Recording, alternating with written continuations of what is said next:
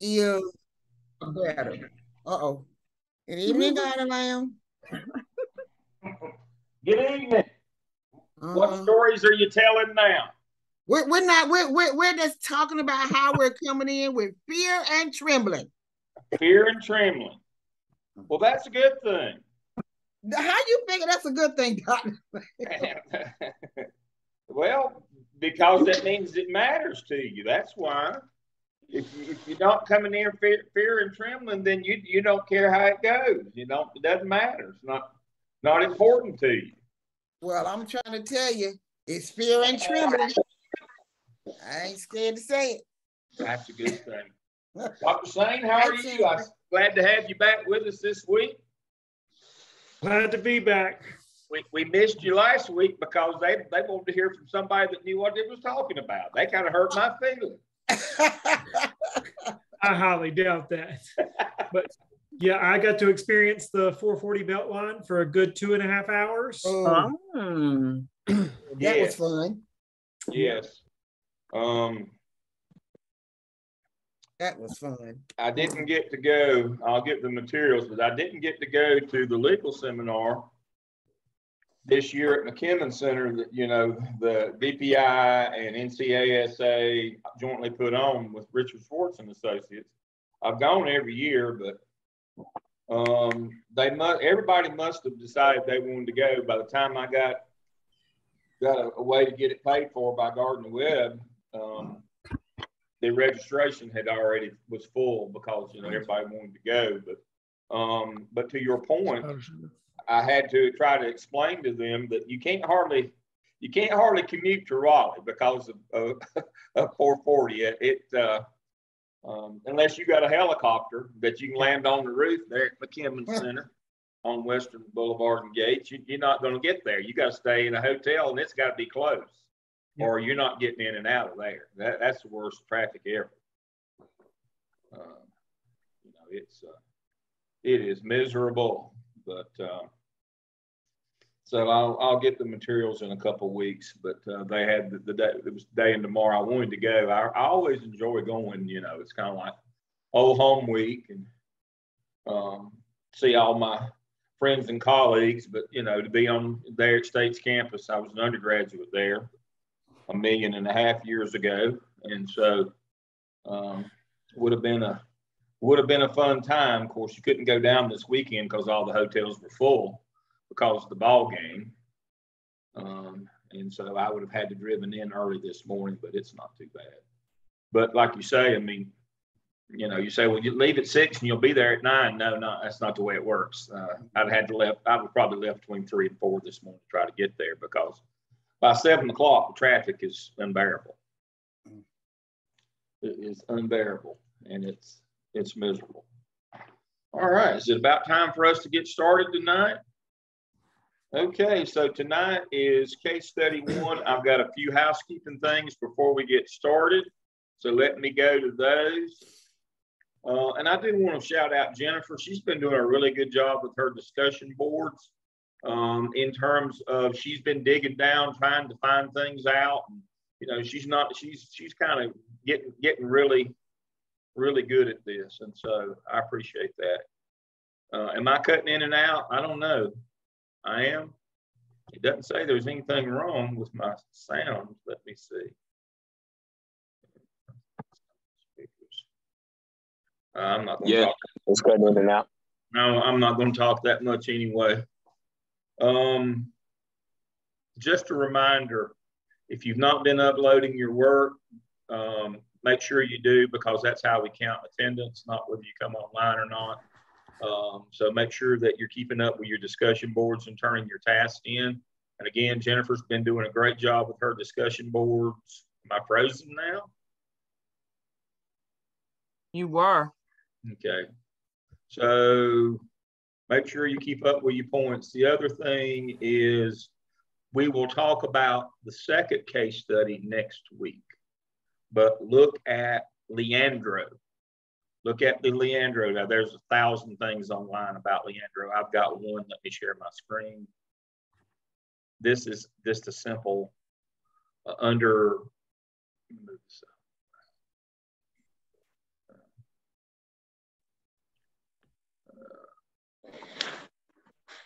right here, this is what was held in the case.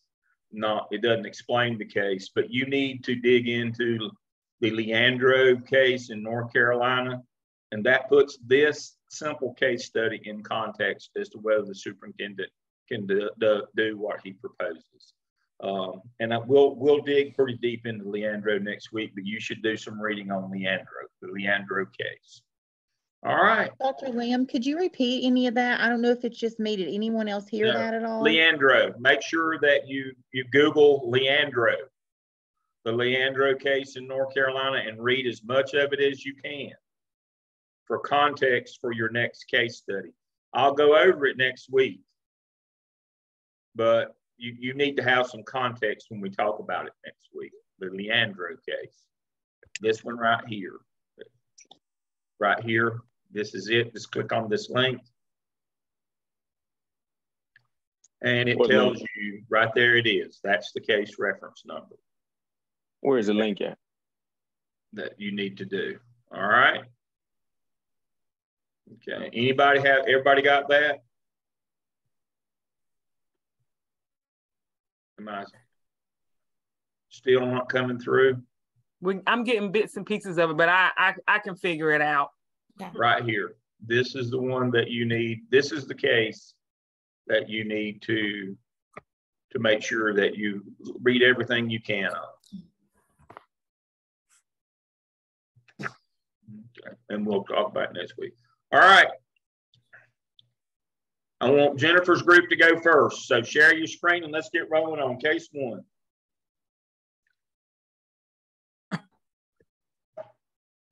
I can't share until you unshare, Dr. Lamb. That's what it's saying. There we go. I did.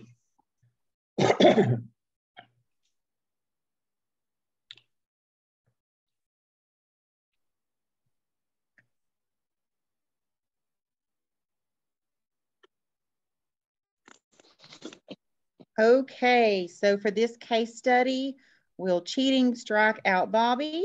We wanted to introduce our team first. I'm Jennifer Mahaffey. I teach ELA at Waynesville Middle School in Haywood County. I'm Sonia Wynn. The first slide we're going to go over is just basically what is due process. Due process ensures that fairness is rendered in all areas. It protects student rights and education by ensuring that policies are followed and that students are treated fairly. Some of the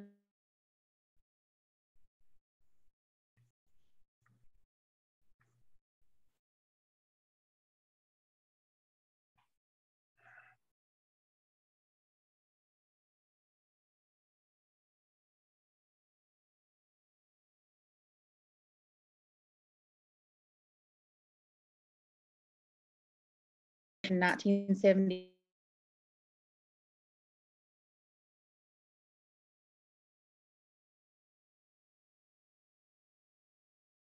There were, I think it was 10 students who were under the clause of due process had been violated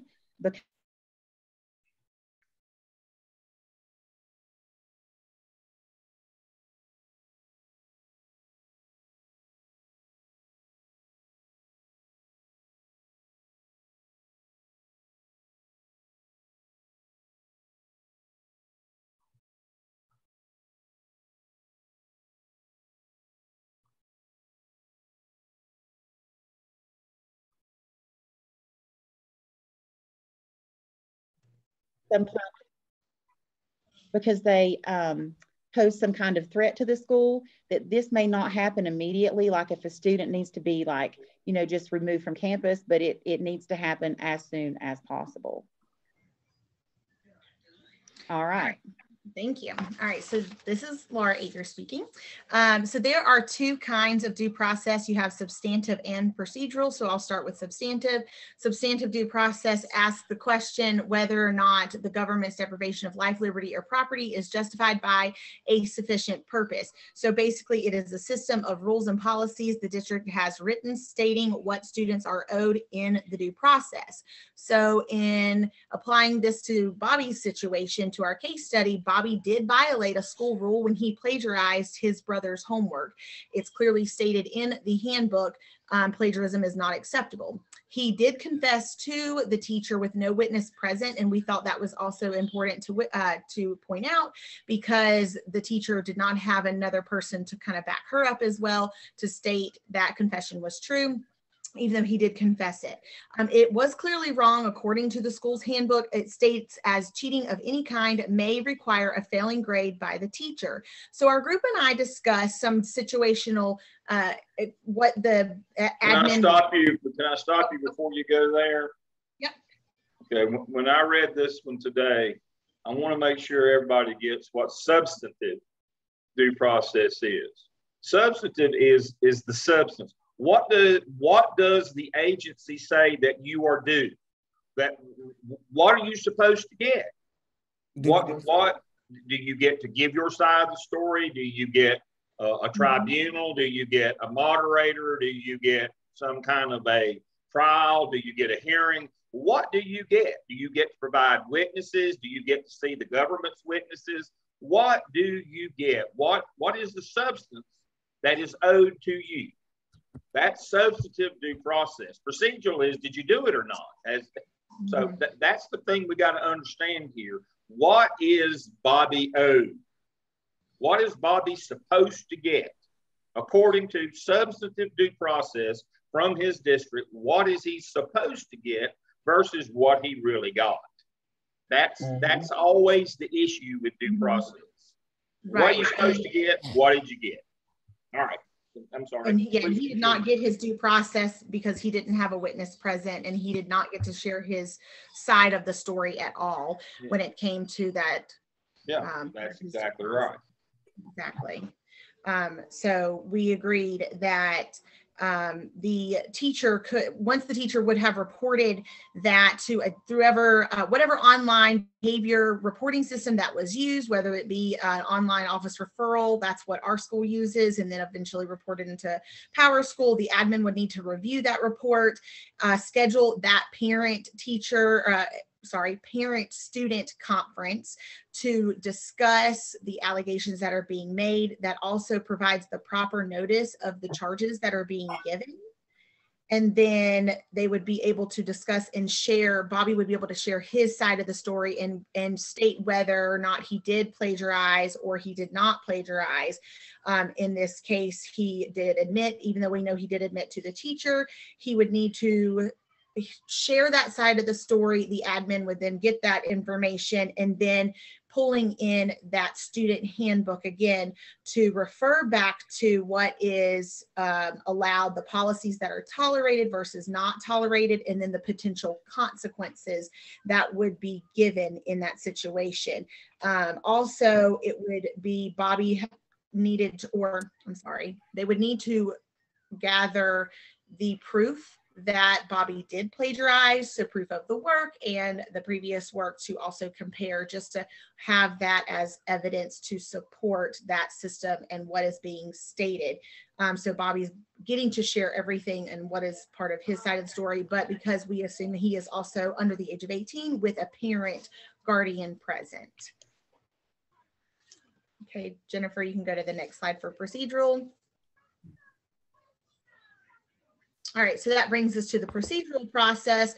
The due process asks whether the government has followed the proper procedures when it takes away the life, liberty, or the property. So did the admin follow all the steps that are in the due process accurately and in a fair manner?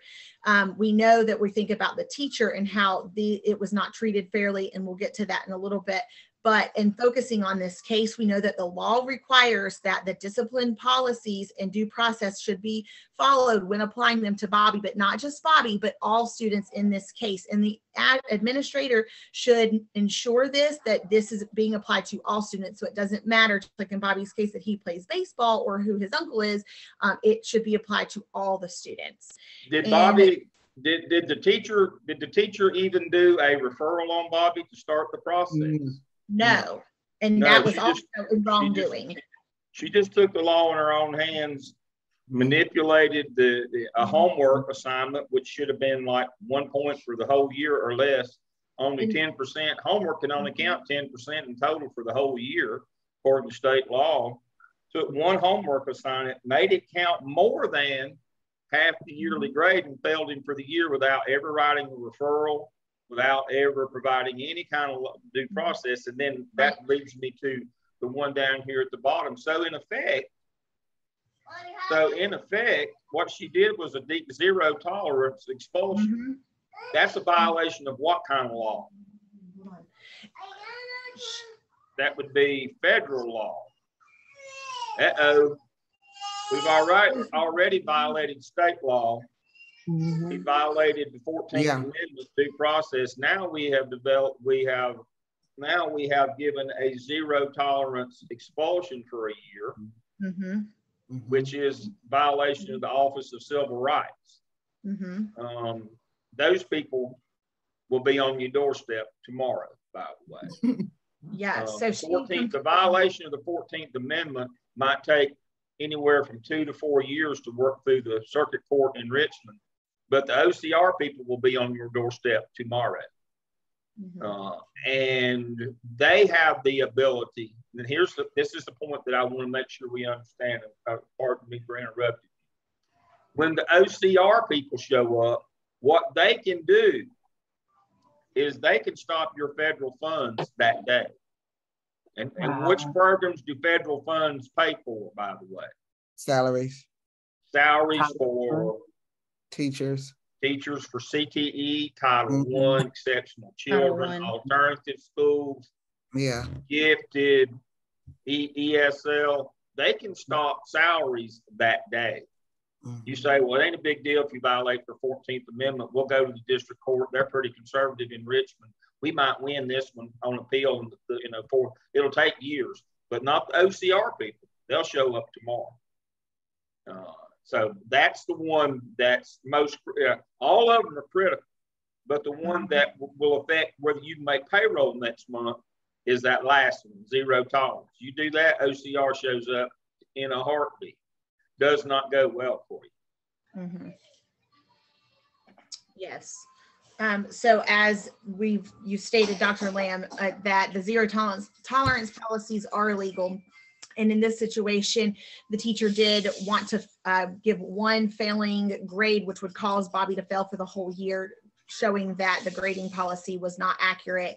I also dug into my own research for my own school, the Lincoln Charter Academic Integrity Policy, just as a quick reference. And one of the things about our integrity policy, it clearly defines plagiarism. It provides examples of plagiarism. It provides the consequence and the procedures of which to be followed in case it were to occur. So it's clearly defined, and it's also something that our school, the parents are required as part of the beginning of the year signatures. They must sign this part of the handbook so they can show that they have seen it. So in this case as well, in thinking of what the admin would also need to do is seeing if Bobby's parents had signed that handbook, if that is something that the school has as well as they've referenced.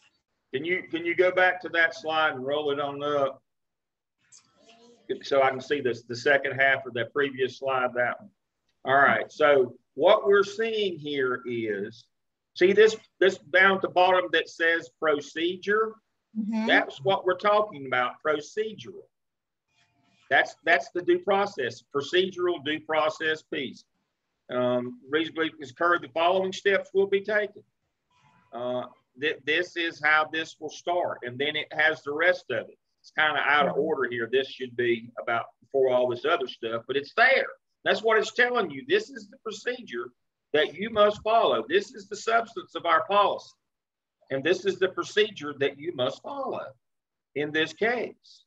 You can't just out of hand say you're out for a year, over something this minor. Now, I'm glad you showed this. In the CMS Code of Conduct, when I work off of, last place I work,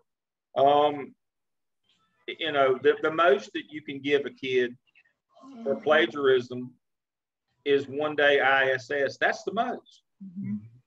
That's the most that you can do. Now, my question is, at this critical juncture that we're talking about in this case right now, is this a discipline problem or an academic problem? It's an academic. Plagiarism. It's academic. It's an academic problem, isn't it? Mm-hmm. We really ought to handle this in an academic way, shouldn't we? Mm-hmm. Rather than a disciplinary, as a disciplinary incident. We really, you know, I would say that if I could help it in a case like this, where a kid comes in and says, yeah, I was behind on turning in my brother's homework assignment, I believe I'd just let him redo the assignment for a lower grade. I don't think I would be looking at this as a disciplinary. I think Sonia's exactly right. This is more of an academic problem than a disciplinary problem. So that's one of the things that our code of conduct can help us with as well. Is not just what the rules are, but gives us a range of things that we can do to make us think about this. Do we really need to punish the kid over this, or just make them redo the work?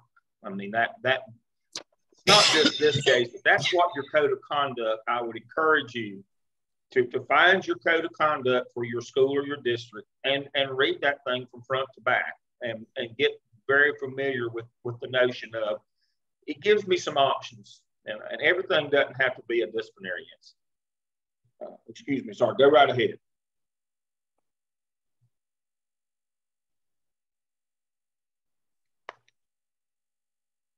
Okay, I'm up now.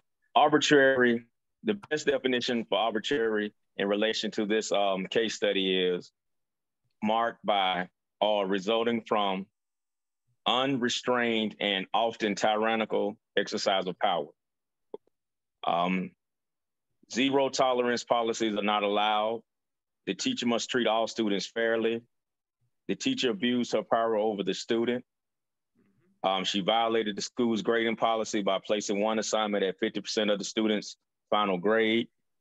The teacher took a statement from the student without any witnesses present, but gave her statement with presentation in front of the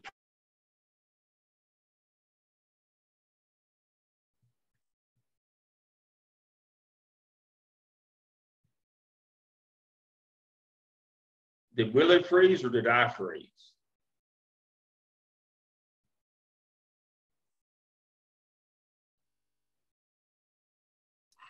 Capricious standard. Capricious is defined as unpredictable and subject to whim, often used to refer to judges and judicial decisions which do not follow the law, logic, or proper trial procedure.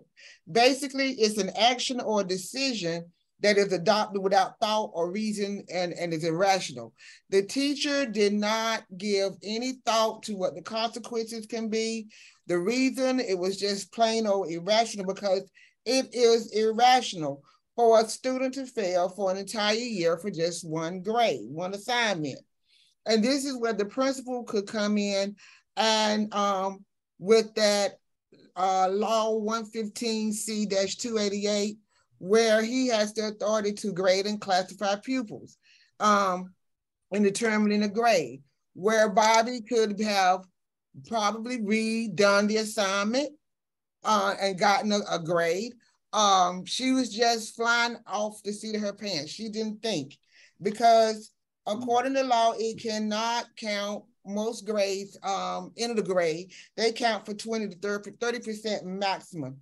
So it is capricious for one classroom assignment to count this much. What she did was not supported by the school code of conduct, even though the school code of conduct was kind of vague, and that it's just against the law. She was not following the law to let that one grade just fail him for the year. Jennifer? Okay, there you go.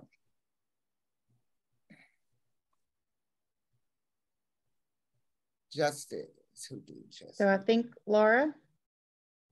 Oh, sorry, I'm talking and I'm muted. Just kidding. This brings us to our 4 ethical paradigms. I'm going to focus on justice, which under justice follows fairness, equity, and justice, standard, reasonable suspicion versus probable cause, arbitrary and capricious. Corporal punishment is illegal, Jim Crow, and metal detectors are illegal. So we chose to narrow in and just focus on, yes, they did, thank you, on fairness, equity, and justice. So in thinking of this case, in Bobby's scenario, would this punishment actually be fair? He still does need a punishment no matter who or what he plays, that he plays baseball or that his uncle donates money to the school. This is a situation of behavior versus grades, but to receive a failing grade on one assignment that causes him to fail the entire course is just completely unlawful. So that brings you to equity. Is this applicable to every student? Punishment is not fair or equitable for this particular case, because if the teacher has done this to Bobby, is this also a pattern for other students? Is this happening just for this assignment for him, or has she done this before to other students as well? So in that situation, do the grades of the other students also need to be investigated? Because if you have this one assignment to cause Bobby to fail, you may have some of your other students who have also worked hard throughout the entire year, and then that grade reflect poorly on them and cause their grade to drop significantly as well. And then that brings us to justice. If you look to the North Carolina general statutes, the principal is responsible for assigning those grades, and the grading policy should have been addressed with the teacher, and state laws for grading followed as far as the percentages for one assignment, and knowing that it was unlawful for her to grade or provide such a high percentage point on this one particular out of class assignment that should not have counted for more than that 10% than the rest of the grade. And Bobby should be able to explain his side and make sure his due process, and without doing so, the teacher and the admin could be tried in a civil suit. That was similar to how we referenced the Goss versus Lopez case earlier. That is correct. All right, let me stop you right there, and let's work through these terms that I have written under ethical paradigm that for on justice.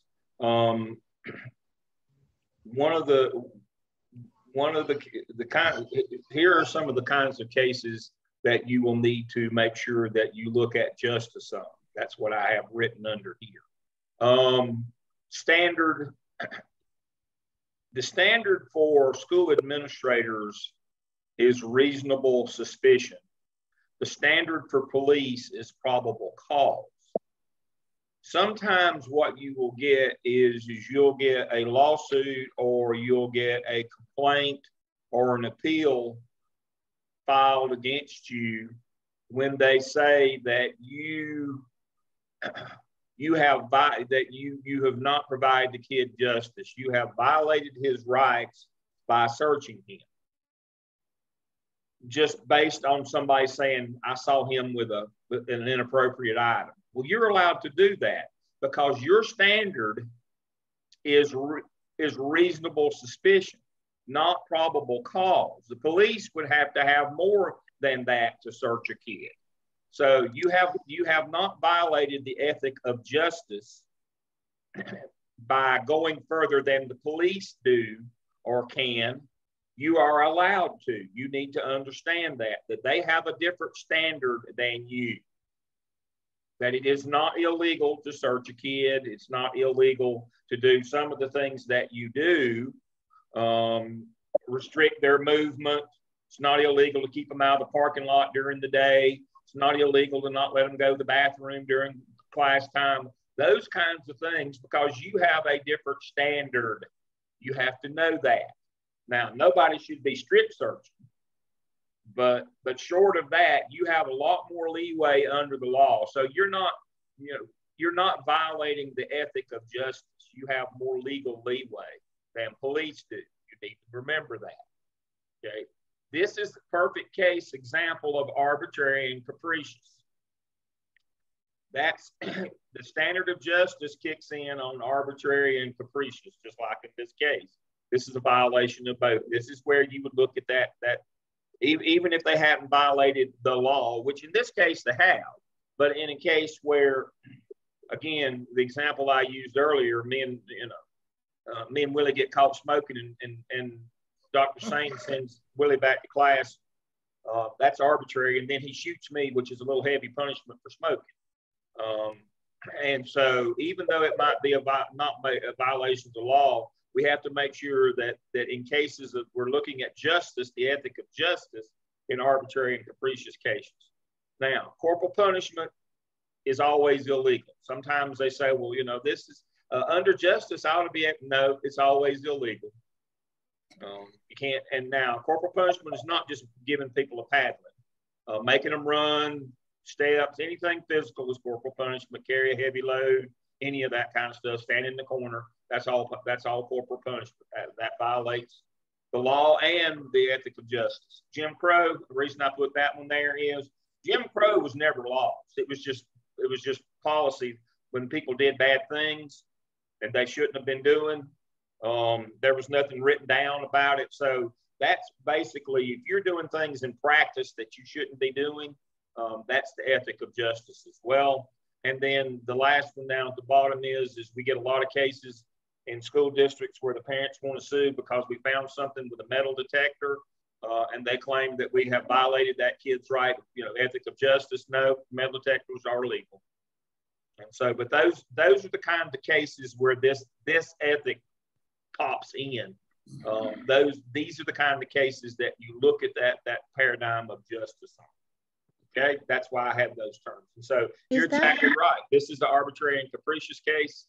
You nailed it on that one. Very good job. Is that why sometimes like the SRO at our school won't get involved, but the principal will? Like on a search, if you're on a search, they'll let you do that. Yeah, you have to do that because you're doing it based on a report that somebody got. He's got to have more than that. He's got to have probable cause. He's got to believe somebody has to have seen it. He has to have witnessed it. He has a much different standard than you do. You have a lot more leeway on searches than he does. That's exactly right. So we just have to have reasonable suspicion. That is correct. That is correct. Okay, now, so our next ethical paradigm is the ethical paradigm of care. Mm-hmm. And under that, you had loyalty and trust, concern and connection, nurtured and encouraged versus achievement, relationships, collaboration, shared decision-making, connections, attention and support, discipline, prodding.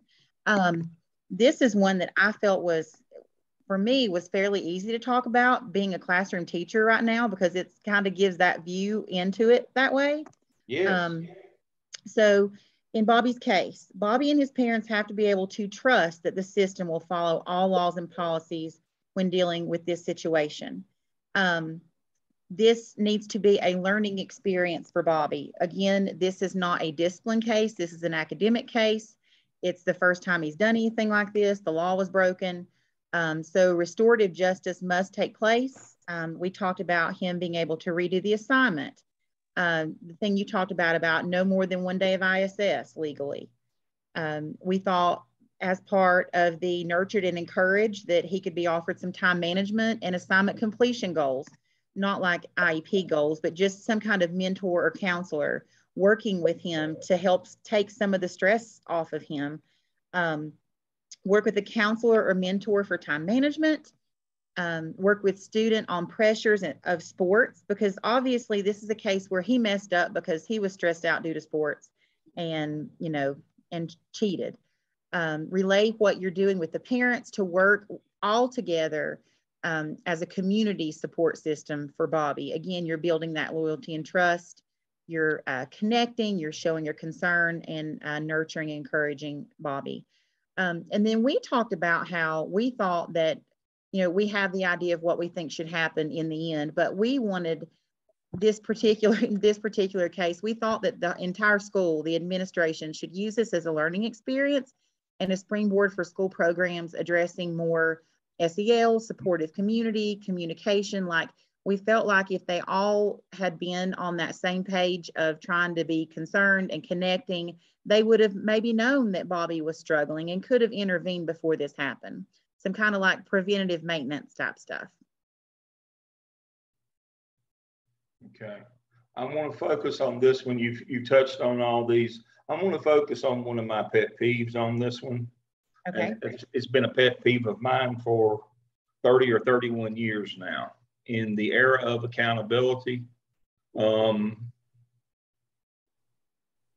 We want to focus on nurtured and encouraged versus achievement. And what that means is some schools and schools and school districts by extension, they value and place worth on students based on their test scores, not on the kid themselves. And I'll give you an example. When I was a high school principal, I was at what's known as a midpoint school. If you understand magnet schools, what that means is that everybody can't be a magnet. And if you're pulling a populations for magnets, you pull from different school communities and they go to the magnet schools, and then you have a midpoint school for the other populations from those districts to go to your school that aren't in a magnet program. When I was a high school principal, I was at the non-magnet midpoint high school. And one of the things that really just ground me up was one of the magnet schools, we fed 3. We had 3 around us, Harding, Myers Park, and Barry eventually. But anyway, one of those 3 schools would send kids back based on their test scores. Didn't care what kind of kids they were. They basically would throw them away. Well, they're not going to help our test scores. But he's a good kid. He's not going to. One of the best kids I ever had in high school, Drew Blankenship. I'll never forget his name. It's been 25 or more years ago. But he was a great kid, turned out to be. But he hadn't had a good first semester at one of the magnet programs, and they just unceremoniously dumped him and told him, "You got to go back to your home school." Just threw him away. At-risk kids in Title I schools, we tend to want to throw them away. We don't exercise the ethic of care. Every kid has value. Every kid has worth, and it's not based on the test score that they can produce. But unfortunately, too many times we treat kids that way. What can you do for me, rather than find value in the kid just because of the kid. And so that's the one that we need to focus on. Sometimes kids that need love the most deserve it the least. We fully acknowledge that Bobby may have been a pain in this lady's side or behind or whatever, but that doesn't mean that you treat them disproportionately or poorly or badly. We have to find that nurturing and encouragement, regardless of what their test scores are. And that's hard to do, by the way. Excellent. Continue.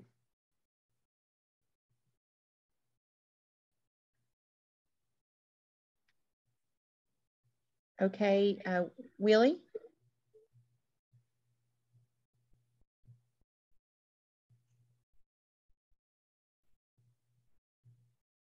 Willie, are you there? You're muted, Willie. You got to unmute. Oh, I was just reading too. Ethical paradigms of critique, corrupted morals, power, critical theory, social class, incident/offense type versus action type, human rights. Corrupted morals. Bobby is a kid who made a mistake. The teacher's morals are corrupted because she broke the laws, abused her power, and tried to make an example out of Bobby. Power, social class. Just because one of his family's positions, which doesn't matter, it almost seems like she was trying to make an example out of him. On the flip side, she should not be considered if the punishment does fit the action. Incident/offense type versus action type. For this offense, she attempted to exert too much power and exercise an excessive punishment. And then in my individual critique, I stated that the teacher should not have made, again, the one grade greater than 50% of his final grade. She violated his state and federal laws by failing the student. The student handbook needs to be revised and updated to eliminate this issue from arising again. she should have offered Bobby a restorative assignment. But according to our policies at Northwestern High School, our handbook simply states that if you get caught cheating, it does not allow for an additional assignment. The student receives a 0 on the assignment. No do or makeup assignments, a parent-teacher conference, a referral to the office. And if the student is an athlete, which in this case he is, you reach out to the coach and get the coach involved. Now, if we violate any of those, we are willingly breaking the school's policy. All right. Two things. Go ahead. Two things quickly here. I hate to interrupt you, but you know, be careful about reaching out to the coach. Okay. I would say don't do that. I would say take that out of your toolbox.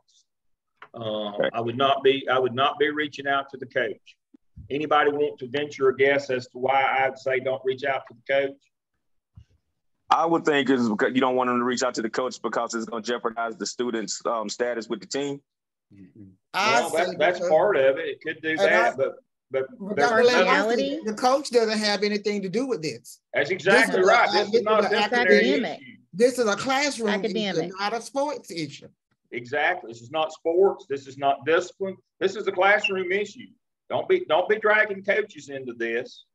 That's number one. They won't appreciate that. That's not what they're there for. They're not there to be the hammer. But number two, and this is the one you got to be real careful with, is double jeopardy. What is double jeopardy? The coach putting the discipline on the child as well. Exactly. Punishing them twice for the same thing. You're not allowed to do that. No, you're not. Boy, you get big time trouble doing that. Punishing a kid twice for the same incident. And not do that. That's why I said it's not a good idea, in my opinion. You're asking me for legal advice. It's worth what you're paying for it. Don't involve your coaches. Do not do that. That leads down a path that you don't want to go down. Okay. Because once you get down, you can't come back. I mean, this is one of them. There's no do-over. Don't involve your coach in a academic issue. A classroom issue. That's a really, really bad idea. It will not go well. I'll just tell you. There's so many different things where it can go well. Can go bad. But the other point that I wanted to make while we're on this slide, where it says critical theory there, the notion here is just like if we were, there's several other words that we could put in between that critical theory. One of them that's most common now is critical race theory. But the notion of critical theory is not just race. The notion of critical theory is the system itself designed to harm students? That's what we got to look at. Is the system itself designed to harm certain individuals? And if it is, you've got to fix that system. And in this case, what we're talking about, is this system designed to harm athletes? If it is, they have rights too. Then we've got to change it. So when you're looking at the paradigm of ethical critique, you've got to look at the system itself. Are we doing things the right way, or have we set up a system that is going to put some students at a disadvantage? That's what critical race theory says, is the system of governance in this country was set up to put certain people of color at a disadvantage. That's the notion of critical race theory, whether you accept it or not. But it's bigger than race. It's critical theory means, is the system designed to determine winners and losers? Are some people harmed? And so what we're saying is, don't set up a system that certain kids are going to be harmed as a byproduct of the system that you have in place. And that's what circles me back to what Willie said. If we get coaches involved, we're gonna doubly harm these kids. That's not a good system. We got to think of critical theory here, in that we should not make that a part of our process, because that's always going to go bad. That would not be something that we would want to get involved in. We're just asking, we're cruising for a bruising. We're asking for trouble. So we got to think from a system level, a critical level, looking at the process, the system. We have to, it's inherent upon us to do that as well. All right, next. Well, I need to finish up. All right. So again, if we don't follow those policies at Northwestern, we are willingly breaking the policy, the school's policy. If we do not give them if we do not give the students the due process as listed, we are breaking the due process laws. It doesn't matter the social status of the student or his uncle. The treatment should be fair across the board. The teacher should have scheduled a meeting with Bobby's parents before taking a confession from him. The teacher did not protect Bobby's rights to due process. She protected herself by having representation in her meeting with the principal about the situation. She should follow the school's district policy on this procedure, on the cheating policy. I don't finish. Excellent. Okay, I'm going to address paradigm of professionalism. And I really admire all of these paradigms, because whether we are a teacher or an administrator, we need to uphold the code of professionalism, to always be professional in whatever we do. And the principal, in this case, he needs to follow the law and do what is ethical and in the best interest of the student. That is one of the main things. We are advocates in ways for our students. We want what's best for them, because they have rights and responsibilities, and respect are keys to making decisions that are always in the student's best interest. Hers to getting Bobby trying to get him suspended for a year was not in his best interest, because you could damage a kid like that, because that would go with him, because now he could look at school in a totally different light. Handbooks should be clear. All handbooks should be clear, transparent, and accessible by staff and students. It should be covered on a routine basis, not just with new staff members. You need to go over this handbook, if not at every staff meeting, because your handbook it has a lot of information in it, and you cannot cover it in one meeting. So it needs to be constantly gone through during the course of the year. Principal decisions shouldn't be guided by pressures from the outside or teachers. The outside or the teachers are what going to get your house taken care of from you if you do not follow the law. So you always should follow the law and what is best for the students. Teachers do deserve a right to due process, but they don't have the right to break the law and knowingly break the law. So we should always uphold I call it the code of professionalism, whether you are a teacher or an administrator, and you always look out for the best interests of all your students. Doesn't matter who they are, how much money their grandmama, granddaddy got, you looking out for their academic and their social success. Excellent. Okay, the steps up the principal. The principal needs to, if he doesn't know, I'm kind of laughing at that, he needs to review policy and law. By you being the head of that school, you need to know what policies are, what the law of not only your school are, but the state and your district. She should interview the teacher and obtain any evidence. Look at the student's history. This was Bobby's first offense.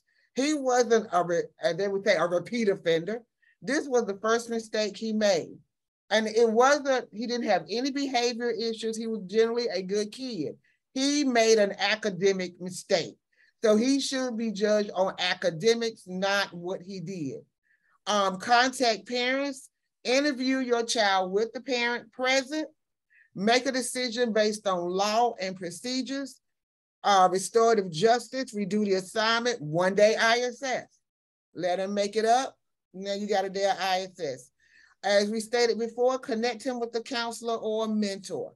A counselor will be really good, because we don't know what this incident or going through this situation has done to Bobby. So we want him to go through with a counselor. Then he needs to schedule a meeting with the teacher, allow time for an advocate, allow the teacher to have her due process, speak with HR, have a rep available because the law has been broken to determine the course of action. The teacher did violate district, state, and federal law. She has also violated the code of ethics. Then proper procedures should be followed for her dismissal. We were all in agreement that she needs to be fired, that she is too much of a liability for our school. Yay. We don't want to lose our house. We want to live indoors. That's exactly right. It's coming cold weather. I like to be inside. It's coming up wintertime. I like to eat. Yep, that's exactly right. What a great job. I applaud and congratulate you. What a great job. Yes. Like now, like you say, the coaches shouldn't get involved, right? That is correct. But like there's no but to that, Willie. There's no but to that. Okay, because I mean, I know the way shouldn't be involved. Go ahead. Go ahead. We lost you there. Oh, I was saying the way we do things at Northwestern, like if a student is on the ball team, on one of the ball teams, and if that student gets in trouble, that's a disciplinary issue, Willie. Yeah, that's a disciplinary. That's different. We're not talking about that. We're talking about an academic issue. Academics. Oh, okay. You can't get them involved in academic. You'll violate the kids' rights, is what I'm telling you. Okay. Now, okay. Different story on discipline. I'm getting ready to talk about that one in just a minute, Willie. You're exactly right.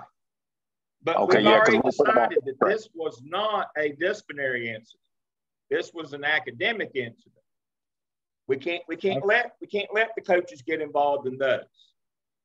I have a question. Yes. We have this thing called academic probation when it comes to our sports teams. Yes. At our charter school. So can you decipher the difference between that? Like, I know that they're not getting punished directly from the coach himself, but the athletic director has access to the grades. And if he sees that little Tommy is failing all of his classes, he's now ineligible to participate in sports. That is correct. So is that now a behavior because he's choosing to fail? Is it a behavioral issue? I'm gonna cover that one just 1 minute. Okay, thank you. I just want, because that's I've got that's on my list. All right, 2 things before I get to that. Number one, why is it the superintendent didn't chime in on what he thought Bobby's grade ought to be? Why didn't he do that? Because that's the principal's job. That is correct. It's the law. All right. Dr. Sain, I'm going to go to you for any thoughts that you have as the person who supervises principals. So I'm just going to, one thing that I want to point out here is that we all talked about the principal and we all talked about the teacher, but we did not reference the actual dean of students, which most of you are going to be. You're going to go right from this to being a dean or an assistant principal. And I want to focus on his actions because to me, it seemed like he didn't really do much. He just took this problem straight to the principal. And there's a lot of nurturing and conversations that AP could have had with this teacher to maybe de-escalate some of the situation. So every time that I get a chance to talk with principals, it's about coaching their assistant principals, but more importantly about helping assistant principals have some of these hard conversations. And it appears that in this case, that AP just said, oh, this is way too big for me, and took it straight to his principal. So just keep that in mind as you guys are stepping into that next part of your career. Do you think it's because Bobby's, had some of that social influence from his relative, that maybe the assistant principal was kind of timid about going in? Because I wrote that in my notes that it kind of struck me that the principal was first like, yeah, he failed, so big deal, fail him. And without even asking, he was like, yeah, big deal, fail him, go ahead, whatever. And then I was like, the dean in my school, the dean handles discipline directly and handles some academic stuff directly as well. And I was also wondering, should this dean have been put in place? Are they an effective leader as well? Well, that's a great point. And that's Dr. Sain's point. They're not. Yeah. That's exactly the point. And even with take the influence of the student and his parents or whoever out of the equation. What happened here is a teacher got into a battle with a student, someone who was much younger than her, and that happens all the time. I did it as a teacher. You start battling students, and you want to be right. And this was a case where that teacher wanted to be right. So the teachable moment for the dean there would have been, okay, let's take that emotion out of it, and let's look at the facts, and then hopefully they could have came to an agreement together and then kind of resolve that issue there.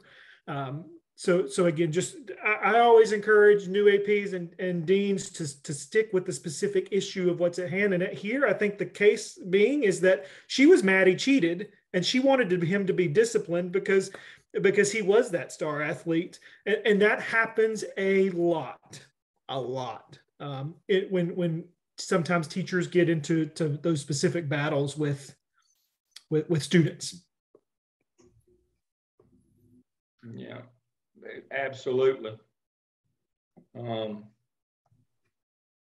And so, let me see right here. All right, if you have not seen this, you need to familiarize, if you are in a secondary school, you need to familiarize yourself with this document. This goes back to Nate's question and to Willie's question. All right, so a piece of this case that should have caught your ear, and you might want to look into it privately, is when Bobby was talking about, his practice and game schedule was such that he didn't have time to do his homework. Now, although Bobby's in the 8th grade kids, middle school kids are still governed by this handbook. And this handbook is very detailed in terms of practice time, length, number of practices, those kinds of things. And so one of the things, and I'll take it off the screen, but you can see what it is right here. I'll go ahead and stop my share. One of the things that I would have a private conversation with the baseball coach at the school is are we sure that we're only doing hour and a half practice? We're not doing 2 or 3 hours, are we? We're not doing stuff like that. We're not practicing, on off days or work days, or when we're supposed to have down. We're not practicing out of season or anything like that, are we? I'd make sure that I know all of those kinds of things. Now, so when a student has a disciplinary incident, you can involve a coach in a disciplinary incident, but make sure that that's the only punishment you give. You don't give them one in the office and the coach give them one as well.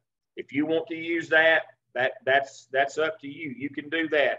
Can't involve them in an academic incident because that's outside of the scope of what the law says you're allowed to do.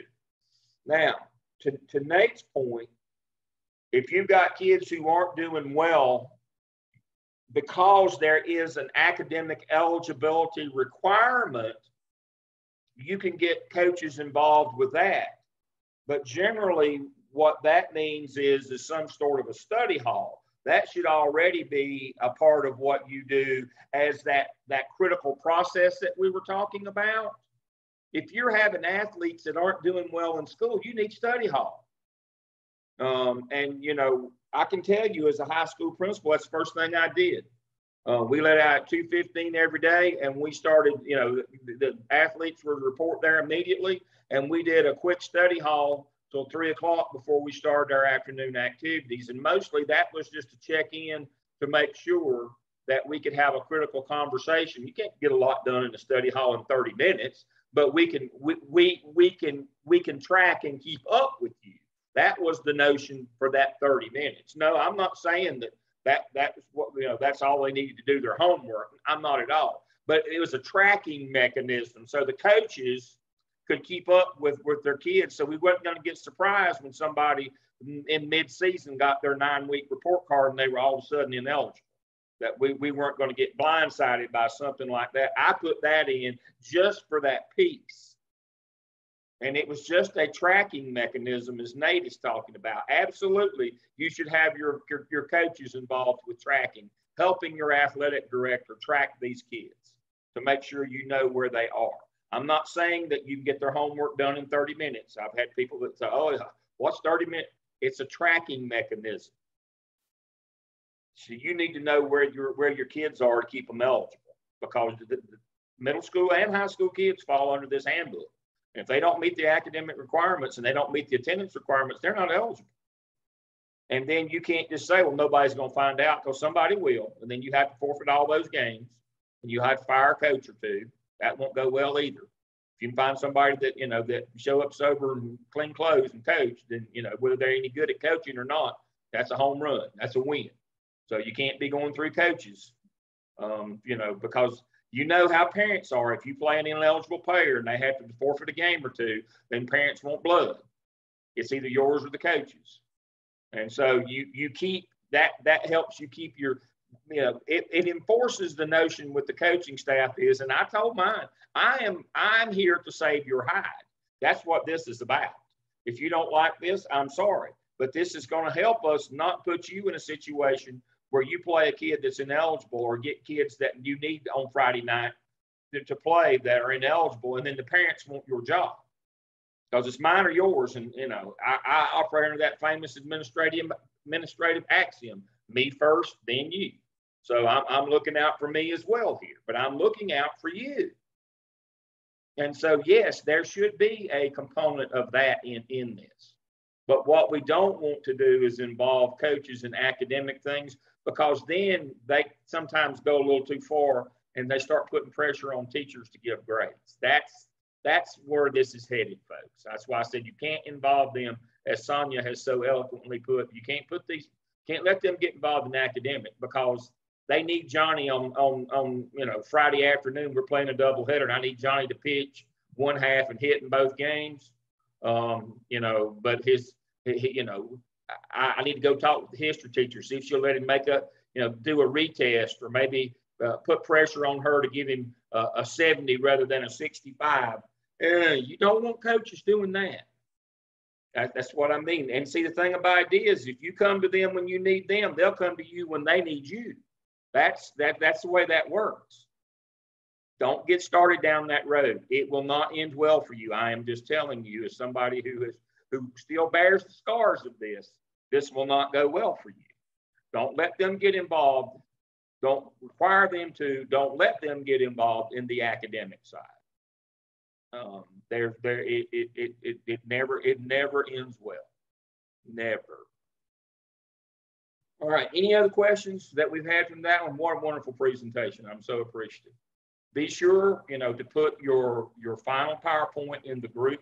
There's 2 assignment drop boxes, one for the group assignment and one for your reflection. In your reflection, I want you to tell me what you learned. Is it my phone? No, it's probably me. Am I back? Can you hear me? I'm on the Wi-Fi. Am I back? 3. Let me see. Am I back? Am I still off the air? Can you hear me? Can you hear me now? All right. So be sure to put your PowerPoint presentation in the group assignment box. Everybody hear that? Thumbs up. PowerPoint presentation in the group assignment box. Everybody got it? Let me see. Let me share my screen. You keep going in and out for me. Yeah, I'm sorry. PPT. Okay, can y'all see that? No. Okay, let me see if I can. Exit full screen. Let me get back here.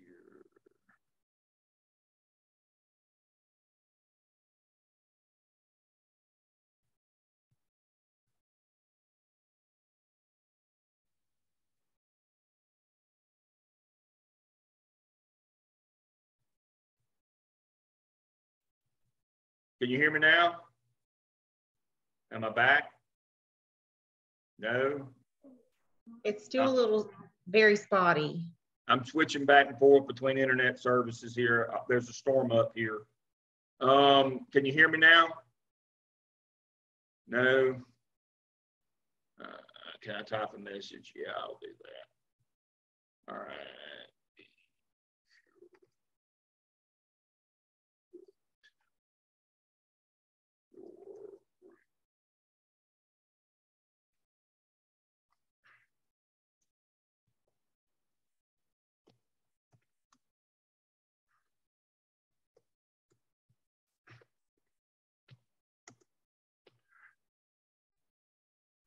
All right. Okay. So can you hear me now? Yes, sir. All right. So make sure you put your group PowerPoint. Everybody needs to upload their group PowerPoint in the assignment Dropbox. Let me go to full screen.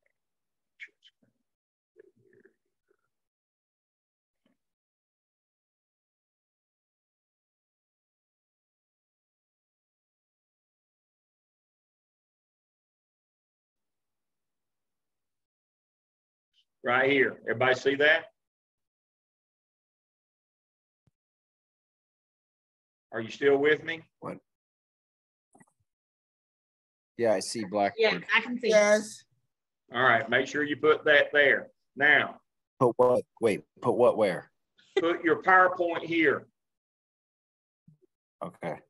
Group project PowerPoint goes here. This is where the PowerPoint goes, right here. Is it just for one for the group, or does No, each individual? everybody. Everybody. That's the part we missed. I know. That's why I'm going over this. Everybody's got to put theirs in if you want to get a grade for it. Okay? All right, now, personal reflection goes here. All right. Somebody explain to me what the personal reflection is.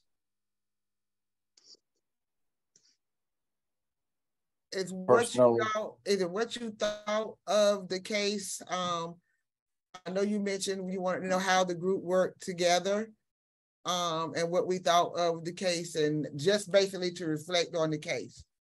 On the process, reflect on the case, something you learned that you didn't know. How well did you work together? Everybody in their group, do their part. I want to know how the process went. Got it? Okay. All right. Anisha, can you hear me?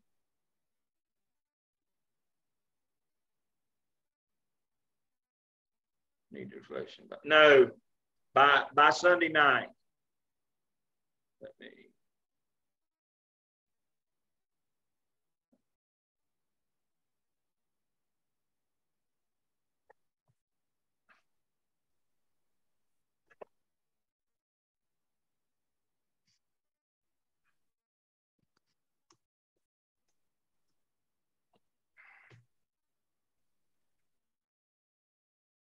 Okay. All right. Everybody's got that. All right, we're ready for our next group. Nathaniel, can you hear me? Quiet. Nathaniel?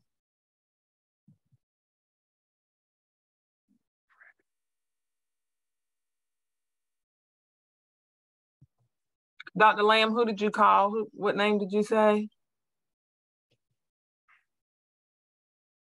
Okay.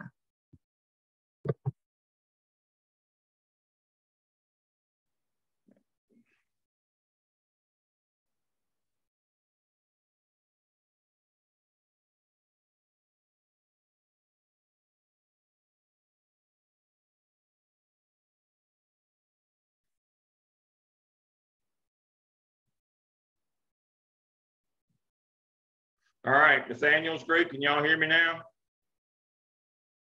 swear. I don't know why my internet's not working any better.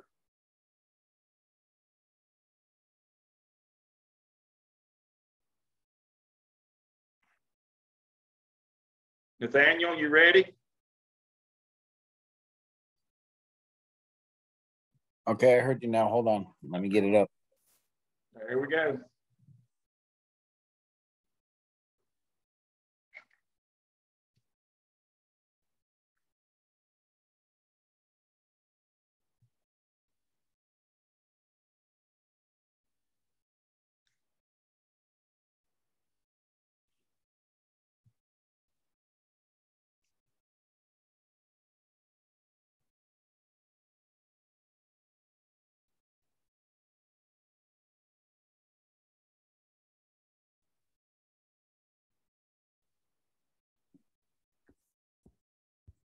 All right.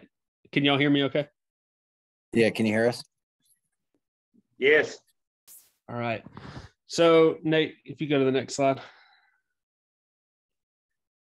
So the first thing we wanted to do, just like the last presentation, was start off with a little bit of due process background. Next slide, Nate. And then just the difference between substantive and procedural due process. Again, when you talk about substantive, you're looking at what rights do the students have. Process must be announced in both your school manuals and in accordance with the district code of conduct. The students have the right to be informed of the charges against them. Students has the right to be heard, and any witnesses on or against their behalf. Students have the right to respond and give their side of the story, and then not to be treated arbitrary and capriciously. Procedural due process is whether or not the steps of substantive due process were provided and followed. Arbitrary and capricious conduct is willful and unreasonable action without consideration or regard for the facts and circumstances. According to Cornell Law School, arbitrary being that a decision is made having no base or foundation in the due process, and capricious being that a decision is made on a whim. Next slide. Go ahead, Nate. There we go. All right. According to the state statute, just a rundown of what we saw as the applicable powers and duties of the principal to this case, to grade and classify pupils. To me, it was when a case comes to you as the principal, since you are the one that assigns the grade officially, this could have been kind of nipped right there. You could have just stopped and said, no, this is not okay. This has to be changed, before it really blew up any bigger. It is the principal's duty to improve instruction and community spirit, and to evaluate certified employees and develop action plans. So from the principal to teacher relationship side of things, at the very least, the teacher should be placed. It is the principal's duty to place them on an action plan if you don't flat out dismiss the teacher. Next slide. Summary of the case. Teacher assigns a project. We know this that counts for more than half of the student's final grade. Teacher realizes that the student plagiarized, and she confronts the student. He confesses to the action. The teacher assigns a student a failing grade, and in accordance with the school's handbook policy that is vague, that grade fails the student for the year. This results in a zero tolerance expulsion, essentially.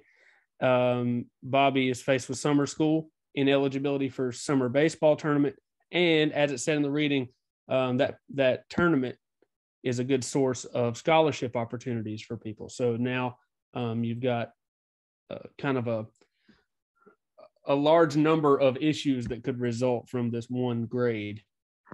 Next slide. From the principal's considerations, I think every decision you make is multifaceted. From the community, principal has to think about how to deal with, as it said, the nephew of an influential school board member and the president of the Chamber of Commerce. Obviously, there's ramifications there. You don't want to be on the bad side of that person.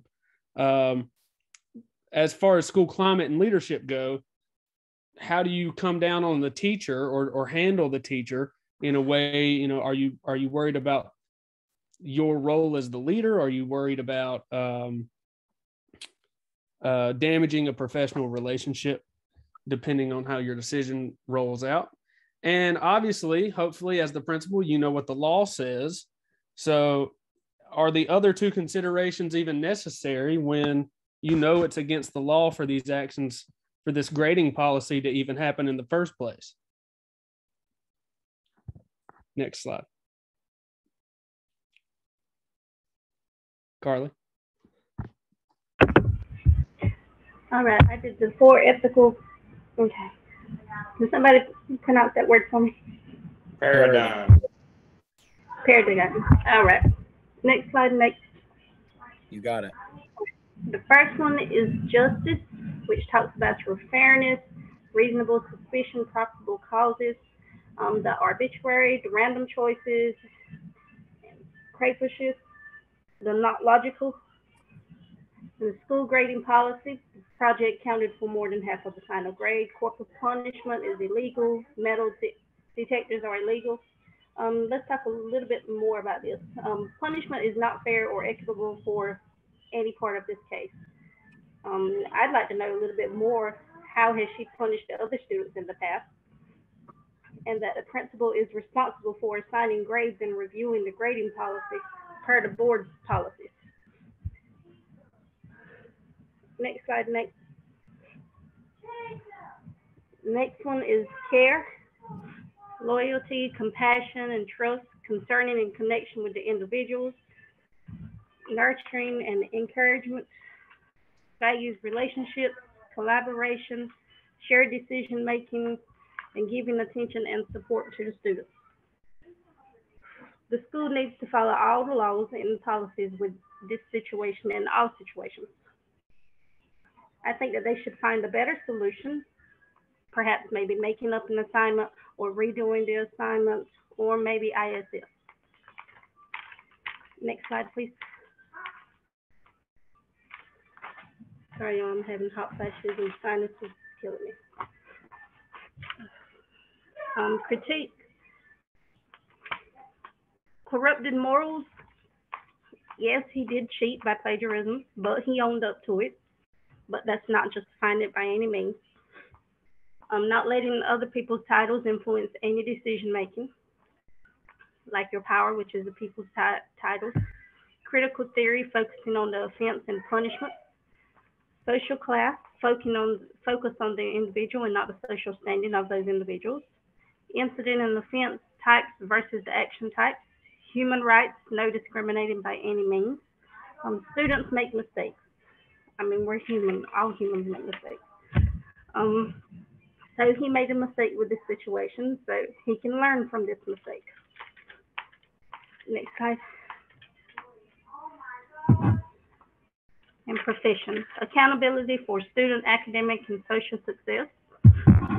Administrator is responsible for reviewing teachers' grading policies.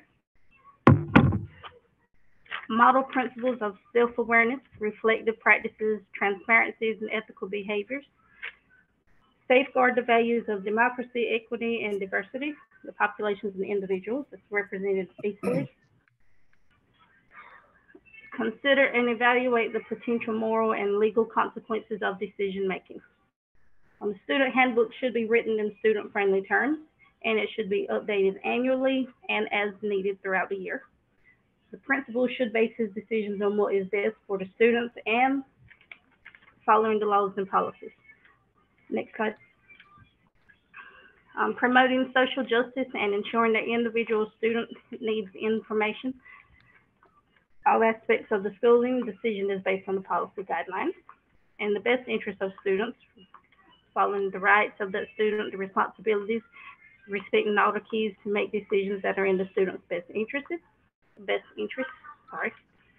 And so did the principal review each teacher's grading policy or syllabus before school started? Next.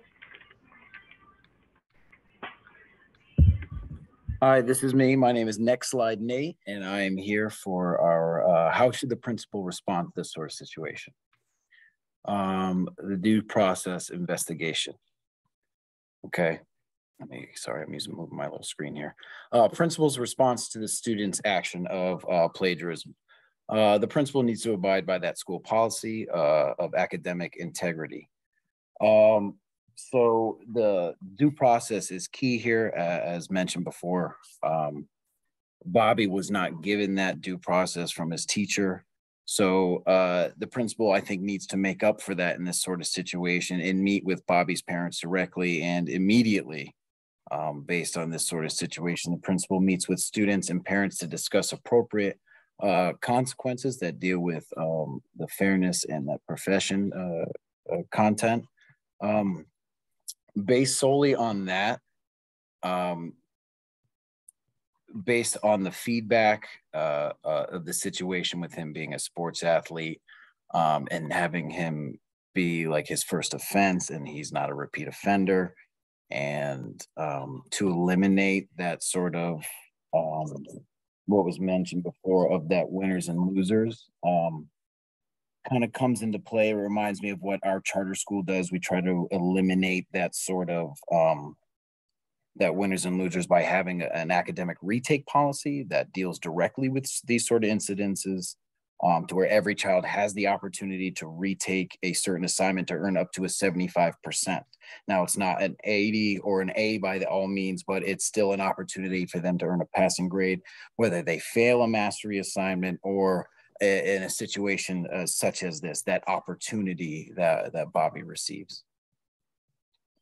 Now, this is a completely different situation dealing with the teacher. So principal meets with teacher to discuss Bobby's situation directly. I would also bring in the dean of students with me on this and not just have an administrator on teacher meeting. I think you need to have more people involved, not like have like a board, but have to give an idea that this just isn't a one-on-one meeting, that there are some things that need to be discussed here.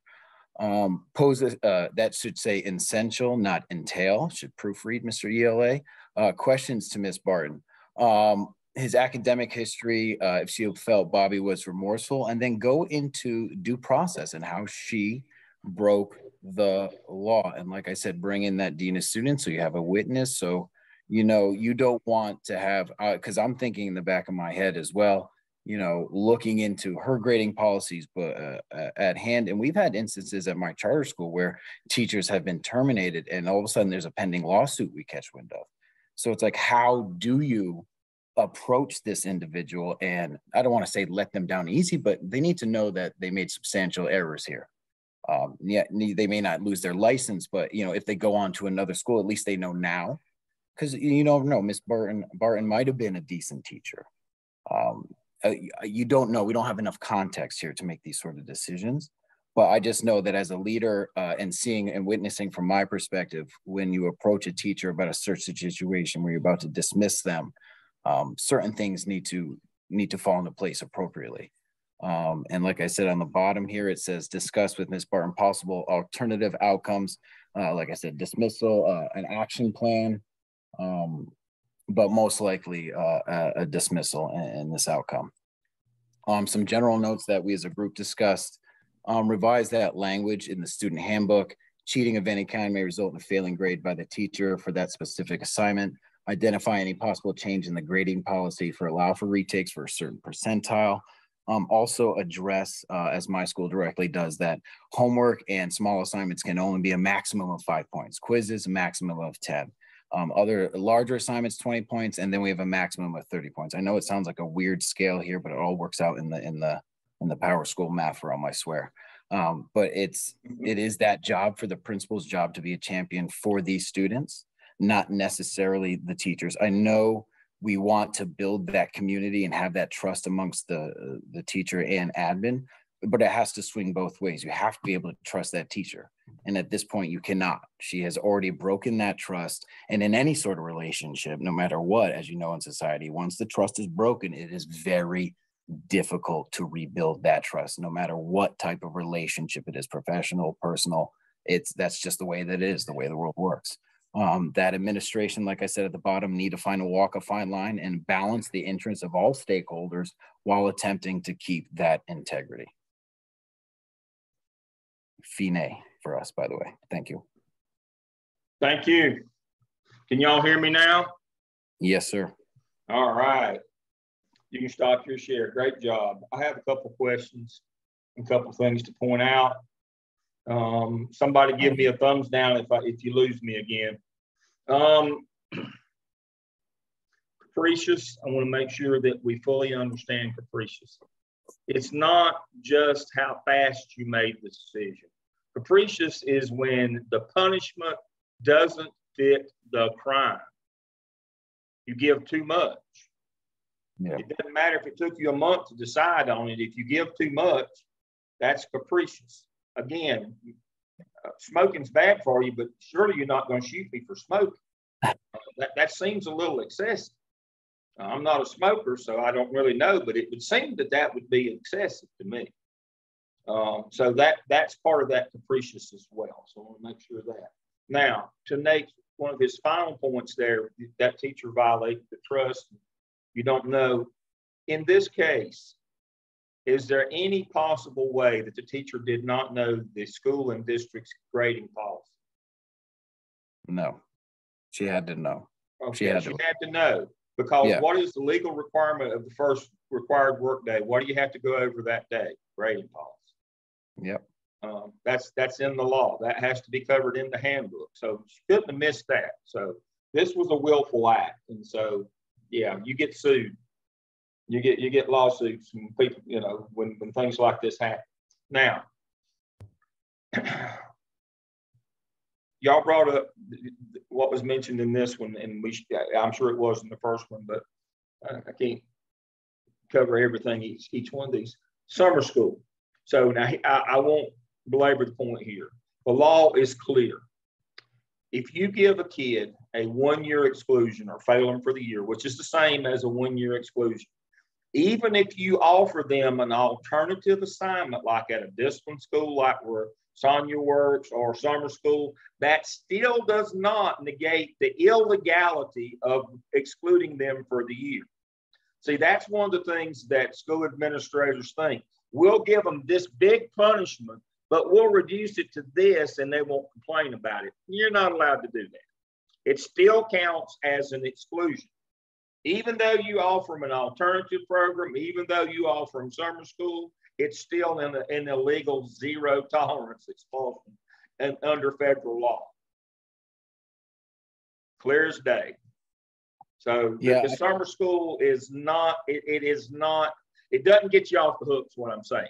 You still violated the law, and that won't fix it. So just like with any incident, you still have 48 hours to put this into Power School, correct? That is correct. Okay. That's a great point. You still have 48 hours. What should you be doing during that 48 hours? You should be doing your work, your due process. Investigating, yeah. Yeah, I mean that's what you got to be doing here. But don't think if we offer them a lesser punishment that negates the fact that, because the reason for the lesser punishment is that illegal year-long expulsion. So that won't save you in court either. You can't go to court and say, but we let him say you can go to summer school. That won't help you. When you go to court, that's a loser. That's an acknowledgement that you broke the law. That actually hurts you more than it helps you. So you got to be careful about that.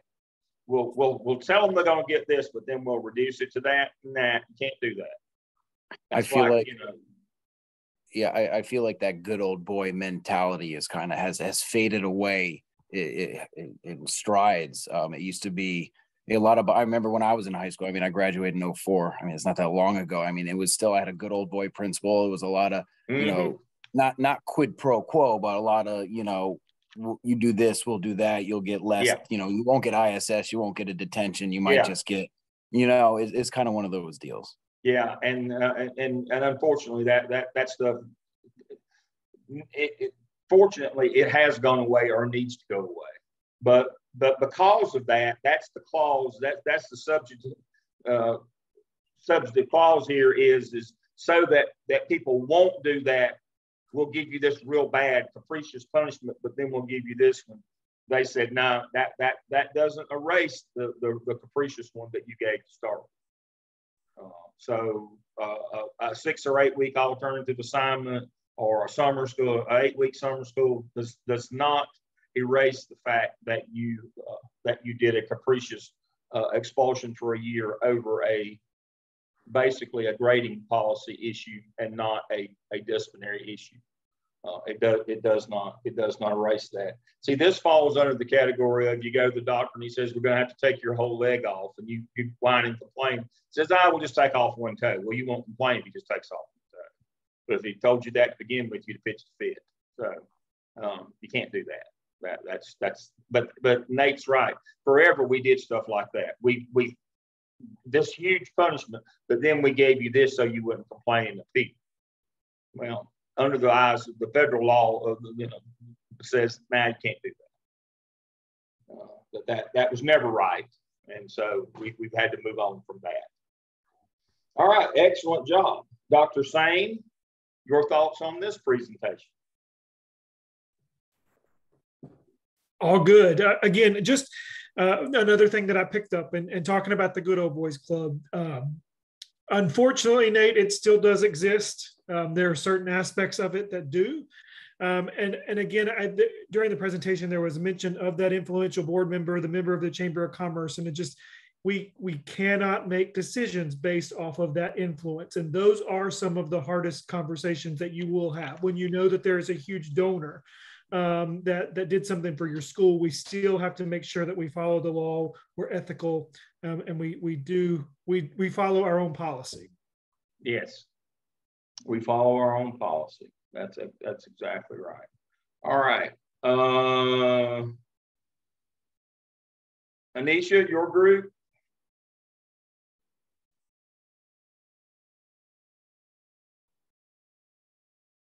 Are you talking about me, Dr. Lamb? I am.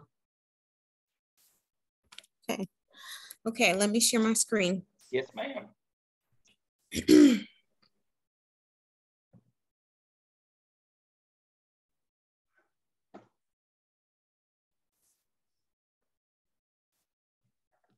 Can you guys, everyone see it?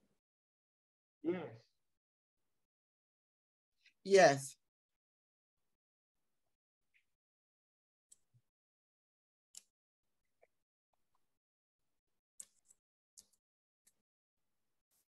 Okay, well, I'll start. This is Tanya. I'll start. Will cheating strike Bobby out? You can go to the next slide, Keisha. I'm trying. It's okay.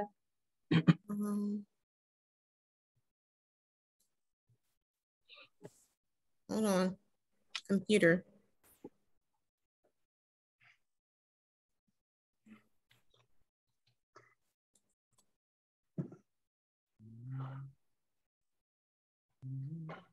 I'm sorry, 1 second.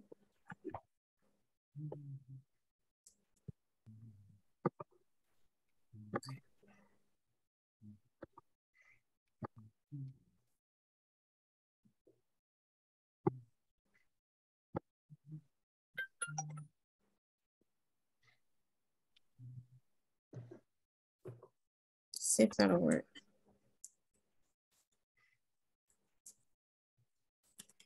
Okay.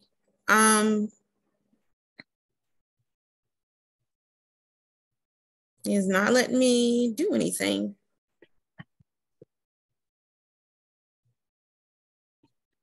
Let me try to share mine, see if I can get mine to work. Yes, because it won't let me go to the next slide once we start rolling.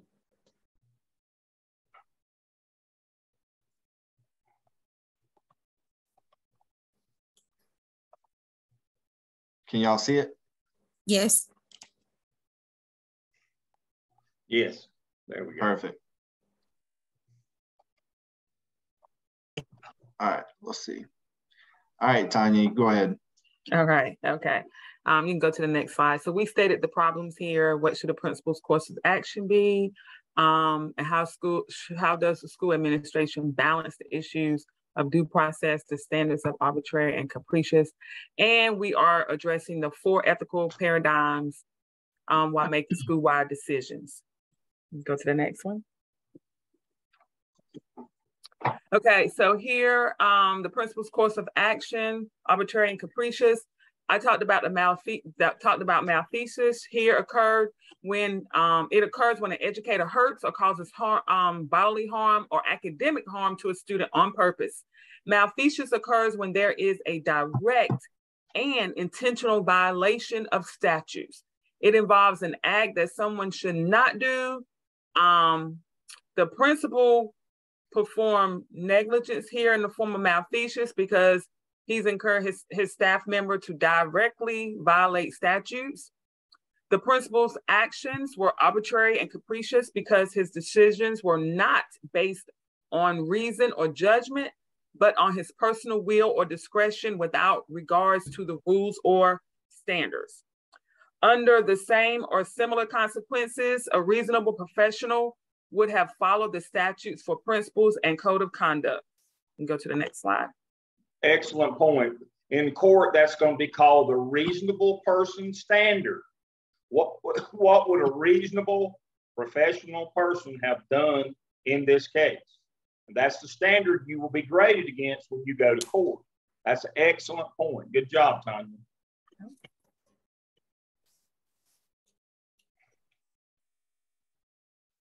You can go to the next slide, Tyler. Okay, so substantive due process, it requires that the rules or policies be fair in and of themselves. The teacher is planning on giving Bobby a failing grade for cheating on an assignment, and this grade counts for more than half of the student grade. If the student fails this assignment, the student will fail the class, will not be able to, and I took it a step further, will not be able to play in the tournament. The general statute 115C states that principals shall have the authority to grade and classify pupils. In determining the appropriate grade for a pupil who has already attended a public school, the principal shall consider the pupil's classwork and grades, standardized tests, and best educational interests of the student. The principal shall not make the decision solely based on standardized tests. If the if a principal's decision to retain a student in the same grade is partially based on the student's standardized test scores, then those, I can't see the rest of the slide. Give me 1 second, because I have it on my screen. Hold on. I have mine on my screen. Give me 1 second, y'all, I'm sorry. Okay, so those test scores are supposed to be verified. Okay, you can go to the next slide. While you're moving to the next slide, I have a question for you. Yes. Mm-hmm. Even if the teacher had said before the assignment was due that I'm going to count this for more than 50% of your yearly grade, does that change anything? Is the teacher allowed to do that? What law is the teacher violating by making this count more than 50%, regardless of when she did it before or after? What guides that grading policy? What governing body hands down the grading policy that schools have to abide by? Is it a state law? State Board of Education. That's exactly right, Tyler. The State Board of Education sets the grading policy. Why do they get to do that? Because they're paying, right? That's exactly right. They're paying, so they get to decide what the parameters are. State testing can count between 20 and 30%. They let the local decide that. But the state policy says homework in total for the entire year, even if you decide to do it, can't count more than 10%. So she can't say even before, she can say, well, I told them before this was due. Doesn't matter. It doesn't matter when she told them or if she told them. She's not allowed to do that. That's kind of the fulcrum that this whole case is based on, is that she broke the law to make a capricious, arbitrary and capricious policy, and then used it to willfully harm a child.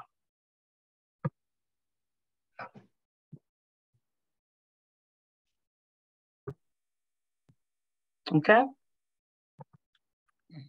All right. So it was like, is the policy fair? This is an ethical dilemma in which the rules and policies of fairness must be questioned according to state and federal law.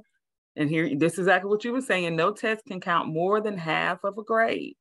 In high schools, that it states that at most the final exams can count up to 20% of a final grade. This paper counted more than a final exam. Federal and state law prohibits that.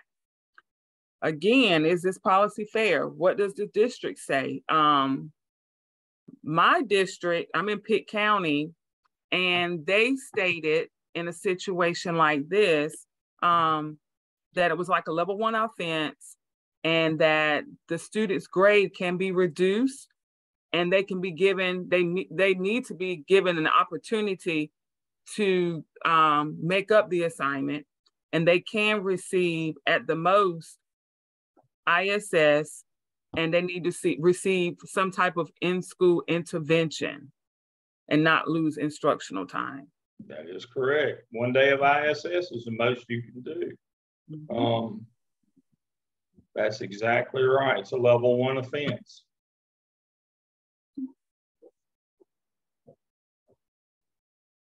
All right, procedural. Procedural due process requires the policy, rules, and regulations to be carried out in a fair manner. With regards to Bobby, administration should make sure due process is carried out in a fair manner. Procedural process was not effectively carried out. Bobby did not write out a statement concerning what happened, and if I felt like an investigation did not go on. Bobby was not provided the opportunity to dispute charges or respond to the charges with an explanation. The punishment must follow the student handbook. And the handbook specified it may resort in a failing grade with adequate reasoning of cause. The teacher can offer another opportunity for the student to demonstrate proficiency. Sorry, Tanya. Oh, that's fine. I was finished. Okay. Okay. All right. So I focused on two out of the 4 paradigms. I focused on justice and care. And we've already kind of went over it. Justice, fairness, equity, standard, reasonable suspicion versus probable cause, corporal punishment is illegal, arbitrary and capricious, Jim Crow, and the metal detectors are illegal. And I just focused on the ones that I really thought kind of fit this case study or this scenario. Yes. So, and you've already stated this, Dr. Lamb, but does the punishment fit the crime? I mean, that's really what it boils down to, right? So, hold on, I can't see. So based on the school's handbook, the teacher, and I played a little bit of devil's advocate here, okay? So the teacher could be portrayed as handing out what she thought maybe it was a fair punishment based on the policy, which stated that cheating of any kind may require a failing grade by the teacher. And I think one of the other groups, maybe Nate's group, just mentioned the policy wording. So you throw that word may in there, that kind of, to a teacher, they might take that several different ways. So the policy might need to be rewritten, in my opinion. All right, let me take the other side of that. Okay. And I have debated for years whether I should change that in the actual case study, and I've left it there because this is the teachable moment from this. You have to know that it can't mean that you can fail for the year. You have to know that because of zero tolerance policy. That leads us to zero tolerance. That's where we learn about zero tolerance. Oh, we can't do that. It has to mean on the assignment only, because it would be federally illegal if we said that you could fail a kid for the year, or that they could get a failing grade in the course over one assignment. Wait a minute, that's exactly what zero tolerance says you can't do.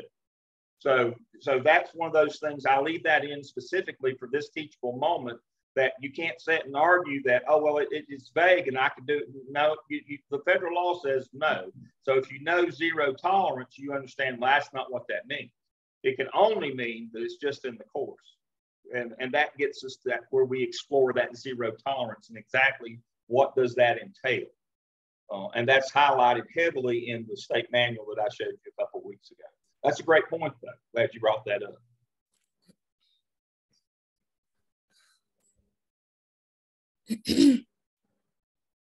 All right. Did we lose Tyler or did you lose me? Did y'all lose me again? No, you're good. No, we're good. No, we can hear you. All right. So Tyler's been telling me he's been getting cut in and out all class. Okay. All right.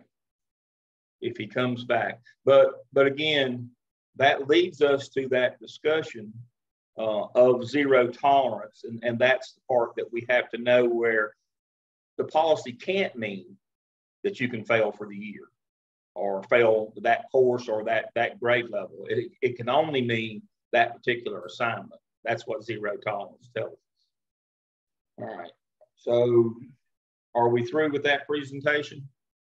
No, I didn't get a chance to do my part. I'm hoping I didn't think so. So Sherry, here we come. Let's see if it'll. There we go. So my ethical paradigms were, the first one was critique, and profession. So when we're talking about corrupted morals, I personally don't believe that the teacher's morals were corrupted. But she was following the student handbook. No, she wasn't. No, she wasn't. Was she? No. Sorry. No, she wasn't following. Again, the handbook cannot say that you can fail for the year over one assignment. It can't say that, because that's a direct violation of federal zero tolerance policy law. It can't say that. It can only mean that particular assignment. That's what federal zero tolerance policy law says. You can't put these kind of landmines in your handbooks or then enforce them on kids. That's what federal law is there for, to say you can't do this to a kid. That's why zero tolerance policies were written, that ban those from happening, because people were using things like this to punish kids. And that's the whole notion of zero tolerance. That's why the federal government and the Office of Civil Rights had to get involved and had to write these policies, because people were doing things like this. They were writing things like this in policies, and then they could enforce them sporadically whenever they wanted to. And so that's when the federal government said these things have to go. Can't do that. They made schools and school districts clean their act up, where they could not act arbitrarily and capriciously. So it is not, the student handbook does not say that if you cheat on an assignment, you can fail for the year. It says you may fail that assignment, but it cannot say that you fail for the year. That's federal law. That's the piece that we got to take away from zero tolerance. Okay. Okay. So what I wrote, maybe not because I didn't get to finish, but the corrupted moral was the grade should not count more than half of the student's grade, which was wrong, the corrupted moral part. Power, the teacher's grading policy does not match the state and federal law. Therefore, the teacher exerting too much power by trying to fail this student for the rest of the year based off this one grade. She's exerting too much power over her grading policy based off this one bad grade or this child cheating. The critical theory, I originally had that the teacher did not break any critical theories, But once you started to really explain to us more about critical theories and the meaning of that and that type of thing, when we look at theory, when we look at the fact of actually, you know, is this something that the school itself needs to look at, needs to change, then yeah, this is something that they need to look at in their grading policy to make sure that it is fitting, make sure that there's no what we call red tape, that they are hurting students or making sure that everything is applying the way it should to all students equally. So incident, offense type, action type.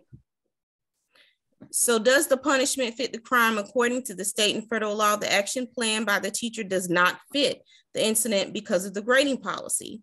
Things to consider: was this the student's first offense? How is this student's conduct or grades before the assignment?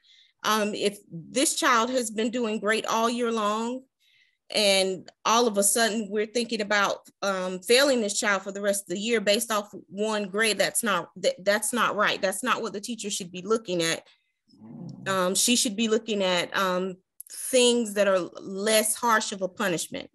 And of course, federal and state law. I'm sorry, let me move my thing. Federal and state law is precedent, and most that this paper should count is 1.5% of major assignments, depending on how many major assignments were assignments during the course of the class. In other words, when you think about what this child actually did, what she's trying to do is a whole lot grander than the punishment. The punishment does not fit what this student has done. Human rights, the student's rights were violated. In social class, the teacher's decision was not based on social class. It was based on this. It was based on the rule book, or what she read, what she thought she read, but not actually what the state law says. Profession, the teacher does not have the student's academic. When you talk about accountability for student success and social success, this teacher does not have the student's academic success in mind by failing him. Definitely not. It sounds more like based on maybe her own personal, and I'm not going to say her own personal biases, but maybe a little. That's what she's leaning on to try to fail this child, rather than what this child has been doing, this child's work, that type of thing. When it was mentioning his uncle being on some type of board, I personally think that she might have looked at that and said, okay, I'm going to make this child an example, instead of, no, let's look at this child on an individual basis. Is this what this child needs? Am I looking out for this student? Am I trying to help this student succeed in my classes? Am I trying to help this student succeed academically? Model principles of self-awareness, reflective practice, transparency, and ethical behavior. The study doesn't state if the teacher is aware of the state or the federal policies when it comes to grading.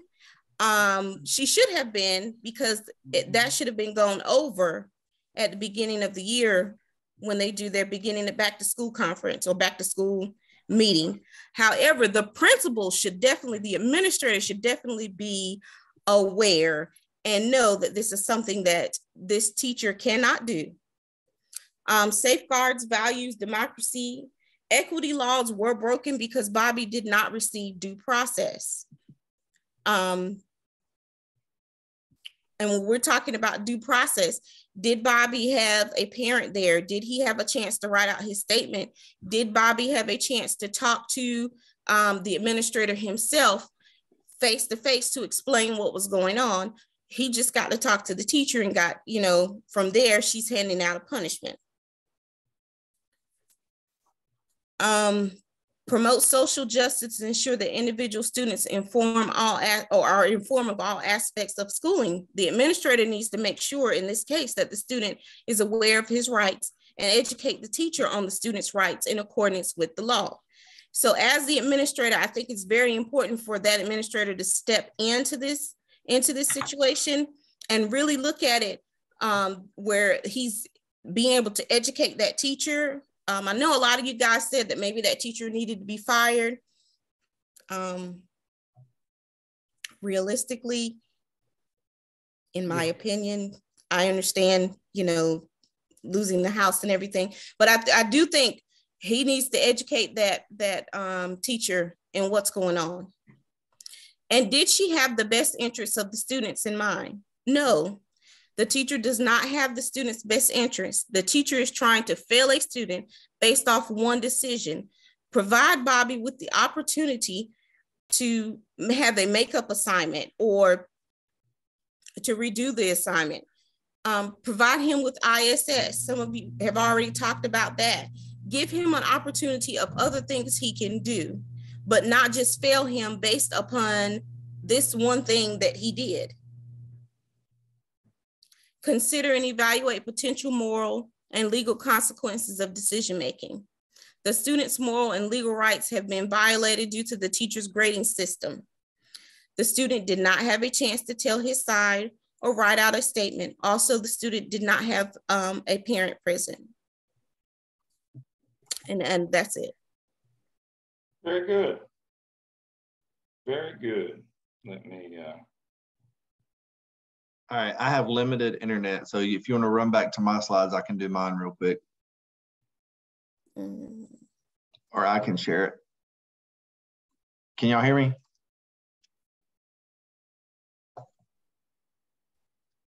Yes. Sorry, I apologize, Dr. Lamb. I think we might be having some of the same internet same issues. problems. Yeah, we are. Of all nights for this to happen. Yeah. I can hear you. Southern Ireland, Northern Mecklenburg is. I know. Can you go back one more? Let's see. Maybe one more. Just kidding. Go back one more. Thank you. All right. So fairness simply means without cheating, which is kind of ironic in this case, but clearly he wasn't being fair because he did cheat. Okay. The teacher is also not being quote unquote fair based on the consequence she chose to give Bobby for his poor decision. Based on the policy that was written. I think we were talking about that word may, which maybe there's a gray area, but at the end of the day, it doesn't matter because it goes against federal law. So at the end of the day, that word may doesn't really matter. So equity, does each child receive the same punishment no matter who their family is or which assignment they cheated on? And I think Akeisha kind of already alluded to that a little bit. It doesn't matter if his uncle is on the Board of Commerce. It doesn't matter. You've got to be equitable. You've got to be fair across the board. If a particular student is caught cheating on a classwork assignment based on the percentages, should that student fail the entire course? Would it be the same if he cheated on a homework assignment? Would her decision be the same? And like I said, there must be equity across the board when dealing with each situation, no matter who the student is, their family, how much money they have. It doesn't matter at that point.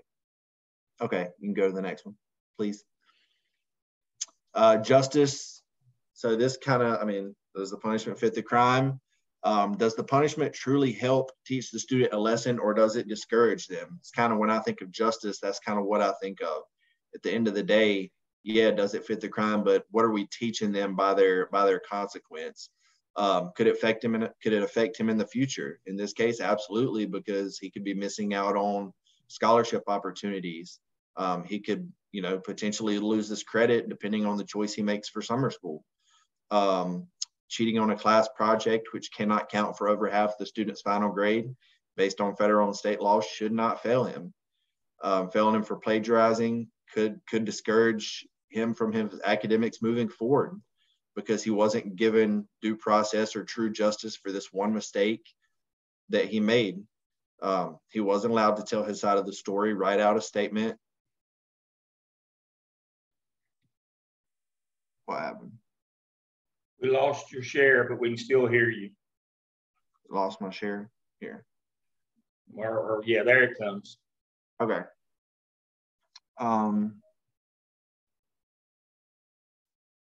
Can you scroll up a little bit, Keisha, or Tanya, whoever's doing it? All right. He could have felt pressured to admit that his paper was indeed plagiarized, when it could have just been very similar because he got help from his brother who had done the assignment before. Based on the outcome, the teacher wants justice, but in my opinion, it will not be served because at the end of the day, she broke a law and there's just too many variables in play. So the justice she wants clearly will not happen. You can go ahead. Continuing with care, so loyalty and trust. And again, devil's advocate, this doesn't make it right, but this could just be like a thought of the teacher that we don't really know what she was thinking. Maybe there's a certain level of loyalty to the school and policies that maybe she's trying to uphold. Maybe she thinks she's doing the right thing by holding herself accountable to the particular policies as she reads them. It doesn't make it right. But again, I'm just trying to maybe get inside her head and see what she was thinking. She could feel as though the administration's trusting her to uphold the policies of the school. Again, she's not reading them correctly, and she definitely needs to have clarification the first few days of school and pay close attention because she may be a new teacher. I mean, there's just a lot of variables that Nate was mentioning that we just don't know. But at the end of the day, the students, the parents, the principal, they all have trust that the teacher is going to do the right thing, and in this case, she definitely did not have the student's best interest in mind. Relationships, collaboration, shared decision-making, the personal relationships the professionals have with student family members should have zero role in the punishment of a particular situation. The decisions made regarding student discipline measures should remain strictly professional and be made according to the school board policies and school-wide policies to ensure that all students are treated equally based on the incident and not be clouded by personal relationships. The situation should be discussed by all parties, administration, teacher, parent, student. In my opinion, you can't back a kid in a corner to get some kind of confession without following the correct protocol. And I had a discussion with a kid just last week. We pulled them in, we questioned them, and they kind of beat around the bush and told us they didn't know or told us a lie. And I said, something you need to understand is 9 times out of 10, when I call you in this office, I already know the answer. I've done my due diligence. I just need you to reaffirm for me what I already know. So you've got to make sure you do your due process, you do your due diligence before making a decision. If you want to go to the next one for me, please. All right, and then to just wrap up my section, attention, support, discipline, and prodding. So each particular situation should be approached with the same importance so that each student's given due process to ensure that equity is given no matter the situation. There should be a level of support given from the administration to the teacher, from the teacher to student, and then from the entire school back to the parents and students. There should be a school board policy and school-wide policy for discipline and a matrix included, which is followed by the administration to ensure that there's never an instance of prodding that could be perceived by anyone, which could provide a reasonable suspicion that due process is not being given to an individual.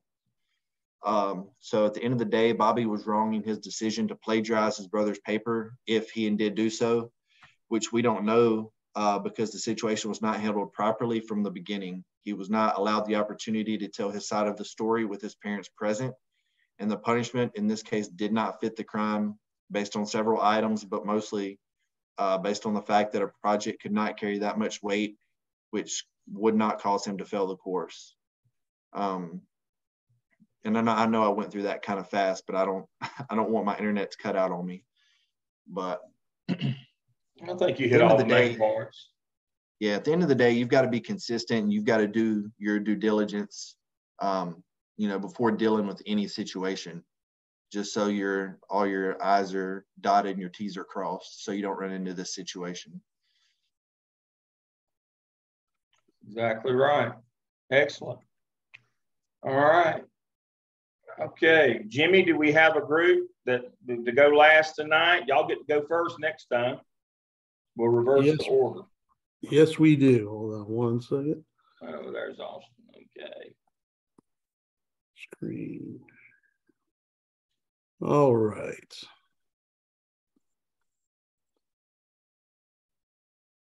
So we're going to go ahead and get started with due process.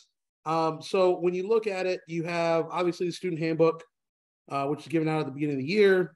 Parents signed it, students signed it. The problem or the issue as you read the portion of the handbook that says, as part of the school's policy to maintain standards of personal honesty, cheating of any kind may require a failing grade by the teacher. Kind of vague statement. You could go a lot of different ways in interpreting that. So that's possibly an issue. You have the student admitted to cheating, but the problem is the question is, did Jane, the teacher, violate Bobby's due process by questioning him to the point of him self-incriminating himself without proper notice? So that would be the issue there. You move on and you look at kind of the steps that how we got here. Bobby plagiarized his brother's work from 2 years ago. Student handbook clearly states what that issue is, but very vague in doing so. Bobby admits to the violation, even though he didn't know he didn't have to self-incriminate, maybe probably knowing high school students. Teacher wants to follow procedure and issue a failing grade, but the problem is there's steps that need to be involved, and there's no evidence of a teacher managed referral. There's no evidence of parent contacts. So there's a lot of holes in what we need to address as a principal. Moving on to arbitrary and capricious. You have, when we talk about this, we're talking about taking away people's life, liberty, or property. One of those would be taken away with the punishment for this offense, meaning Bobby would have to give up his summer to take the summer course. Possibly. Let's be clear here. They're taking a year from Bobby. He Right. would be excluded for a year. A year-long failing for the year is the same under the law as being excluded for a year. He has to sit out a year. And even though you offer him summer school, it does not change the fact that you have excluded him for the year. We've covered that previously tonight. That is not an escape clause for the school or the district. You still did a zero tolerance expulsion for a year on him without any due process. And while I'm saying that part, the policy is not vague. It can't mean fail for the year because we know that's federally illegal. It can only mean you can fail that assignment. It doesn't mean for the year. Can't mean that. That'd be a violation of federal law. Can't do that. So, but the notion here is if you fail a kid for the year, you have put their academic progress on hold for a whole year. That's the same as a 1 year exclusion. And even if you offer an alternative assignment like alternative school or summer school, does not change the fact that you excluded them for the year. That's in the legislation. That is clear. That's in that handbook that I gave you to read earlier this year, the disciplinary data reporting manual. It even goes through that in that one. And again, it explains that in detail. That does not alleviate you from having illegally assigned a zero tolerance exclusion for a year. Even if you offer an alternate, doesn't matter. I'm sorry, continue. Okay. Also, this policy, the question is this policy executed the same way for all students, not just those that have relatives as board members, or you don't know if a teacher has a vendetta against a student? There's a lot of questions involved in this. And was the teacher going beyond her role as the classroom teacher? When we talk about our 4 ethical paradigms with justice, you as a principal, you cannot look at this case as Bobby, the nephew of the school board member, but as Bobby, the student at your school. And in terms of care, you have an obligation as a principal to maintain relationships and share decision-making with your teachers. You also have to maintain loyalty and trust amongst your school community. So that includes Bobby, the student. If you do not back your teacher, will you maintain your integrity as a school administrator or as a leader? But at the same time, are we doing the best thing for the student? We talk about critique as a school leader. Would you have corrupted morals if you worried about the ramifications if your decision was justified? Is a teacher corrupted for going after Bobby this way? And does Bobby's punishment fit the crime or the offense in this case? And as a profession, what are you teaching Bobby if he is allowed to get away with cheating because you are uneasy about community ramifications? Are we keeping the best interests of the student in mind? And will the legal ramifications of action taken against Bobby? And then Jimmy's going to go ahead and talk about this. All right, the four ethical programs. The four ethical perspectives of justice, care, criticism, and profession. The pursuit of justice must take precedence in this situation. Why is it important? And having norms and processes, if no one will enforce them, is pointless and make them accountable. So in doing this, we have to, we read about Bobby, but how do we apply this to our situation? So what we looked at is, I'm in South Carolina, Jimmy's in North Carolina. So I looked at South Carolina. So South Carolina has minimum standards of student conduct and disciplinary enforcement procedures implemented. So this is implemented by local school districts. A lot of this has changed since 2014. A lot of school districts have now adapted a progressive discipline plan, a PDP. Locally, the state or the Charleston County School Board enacts these rules. So for our PDP for cheating or plagiarism, the student would receive a 0 on the assignment. Parent contact would have to have occurred, and you would need a teacher managed referral within 48 hours. So obviously we look back at our case and the teacher did not really do any of those things. So those would be all violations of not only federal law, as we talked about with zero tolerance, but also state law. And then also what is missing from our case is the appeal process. What is the appeal process for this local school? Obviously here is Charleston County School District's appeal process, looking at you have 10 days to appeal, or the school has 10 days to have a written request, and the superintendent or associate superintendent would make that decision to the board. Go ahead, Jimmy. All right, as far as class 1 violations, which this is where the honor code violation will come about in Cumberland County schools, behaviors that do not significantly violate the rights of others and do not appear chronic. That's which they have the honor code violation, and then it could be up to 2 days suspension for each offense. I mean, this is all our class 1 violations, and as far as with, with the cheating part, that's what part of honor code. It could get that level. Now I actually initially had kindergarten through 5th and middle school and how they would handle it, but we just cut it down to just high school where I was at, which first offense, this violation will result in disciplinary action as determined proper by the building principal up to and including documentation of notification to the parent, guardian, and or school suspension. The second and subsequent offense, this violation may result in assignment to in-school suspension or short-term suspension not to exceed 5 days.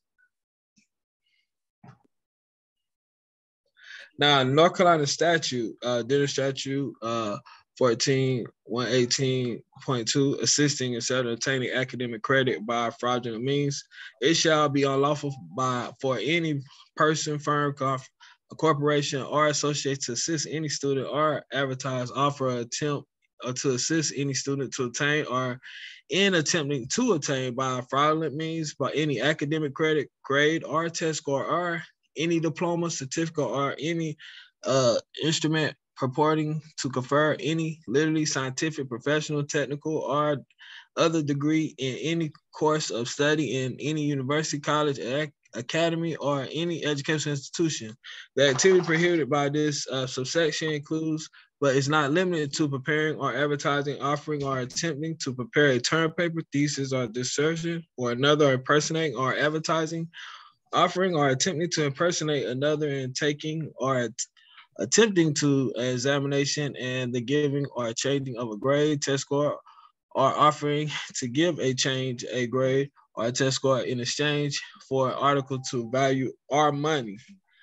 And when I looked over into this law, basically, when it came down to it, you could actually be charged misdemeanor on that if you was on there. But when it came down to the student, they wasn't as vague with it with state law. So that's why I guess that they'll let you go back to the local level to let them express those as far as still with them on a school by school basis.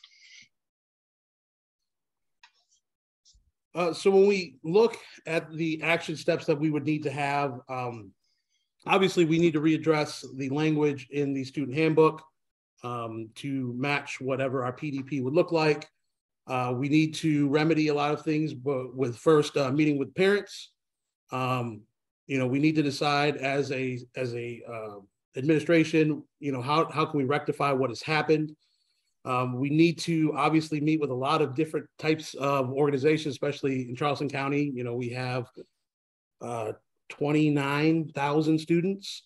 So we're a big district, so we have a lot of departments.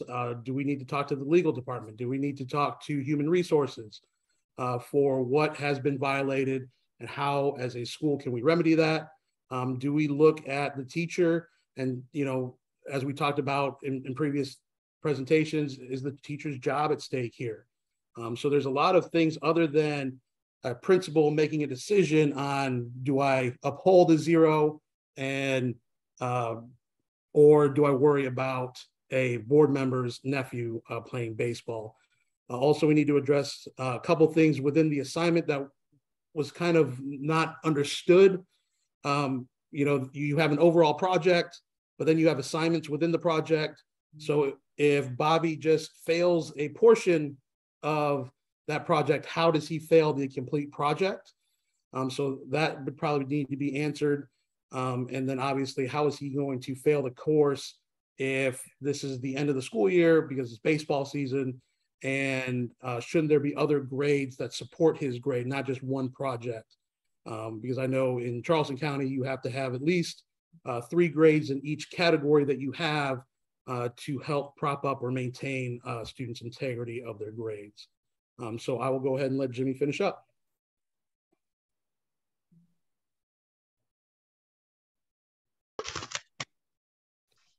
All right. Now, I mean, as far as going through and where we at this point with the actions taken, I mean, in this process, I think we did the best we could as far as handling and going through each step, and as far as understanding where everyone was at as far as the language and meeting with the parents, and also giving as far as the student stance and as far as the job as a teacher. Ultimately, we had to put together an action that was actually going to be effective and that was fair all the way around. And that was actually substantial as far as making sure that we gave the student the perfect due process and the understanding of everything. I think as me and Mr. Miller walked through this and we gather our thoughts and we acknowledge everything, we put everything together to the best of our ability and was very effective. All right. Okay. I'll do a quick wrap up and I'll let Dr. Same kind of close this out tonight. Austin, I want to point out one thing that you said tonight that I am so pleased that you said, that Charleston County did a major revision of their laws and policies in 2014. And there's a reason why that date is significant, folks. I pointed out to you already. In 2014, as I reminded you, the last year that I did the report in CMS was 2011 when I retired from them. And so reporting was completely different in 2011. In 2014, the reporting laws all changed so that the Office of Civil Rights data now has to be sent to them out of your state reporting. And that's why you saw a major revision of laws everywhere in 2014 to align with those federal reporting laws. That's what had to happen. And that's why I said it doesn't have to say may fail the course, because that's implied now, because since 2014, we go by federal law in all of these cases. That comes first since 2014. Now, had this been case prior to that, that might have been vague, but not now. We had to align ourselves with federal law in 2014. Every state did, with all of their policies in this case. So in the end, thank you all. You all did an excellent job. I'm so pleased. In the end, this case was about a teacher intentionally manipulating the grading scale in violation of federal and state law and denying the student due process. It's not about, did she know that's not the issue here. This person intentionally did this, and you know it was intentional in that you took a homework assignment. And I'm saying homework, y'all are saying major assignment. Homework is up to 10%, major assignments up. I'm assuming the worth that it could count up to 10% in total. Even in that case, something like this would be worth less than 1 point on your final grade for the year. And she made it be more than 50% of the grade. It's just simply illegal. There's no, I didn't know to this. All that is covered in detail. It's in legislation, it's in law, it's in your handbook. This is not a error of omission. This is an error of commission. What are you going to do now? That's what this comes down to. This is not about, I've got to support teachers all the time. The reason why this is the first case study is you transition your lens from that as a teacher and administrator.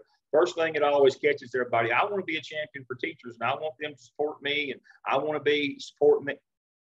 You can't support people that break the law, period. This is why this is a clear-cut case. Now, there might be some things that you can support teachers on. This is not one of them. This violates federal law, state law, local board policy. This gets them all, folks. This one is the trifecta. And this one will make you lose your house if you support something that's as clearly illegal as this act was on the part of this teacher. This cannot stand. I go back to group one. I couldn't work with this person either because it's too much of a liability. What's she going to do next? That might put my house in jeopardy. Dr. Sane, wrap us up for the evening. I'll do it quickly. Great job tonight. Very thorough presentations. And I just want you to put yourself in your situation as a principal or assistant principal. Every situation or scenario is going to take that much thoroughness. To be an effective leader, you gotta go into every situation like you did tonight. And that will make you the ultimate, the best, the most effective leader that you can be. That's exactly right. You can't phone it in, not even one day. You gotta be great every minute. It requires it. This job requires it. Kids deserve it. Thank you all. I'm looking forward to next week. We'll be back on our regular hour schedule next week. Again, I'll talk to you. Make sure you read the Leandro case and be prepared to talk about it next week for your presentation in 2 weeks. I'll see you next week. Everybody have a good week. Thank you for staying with us tonight. I really appreciate it. Enjoyed your presentation. Good night. Good night.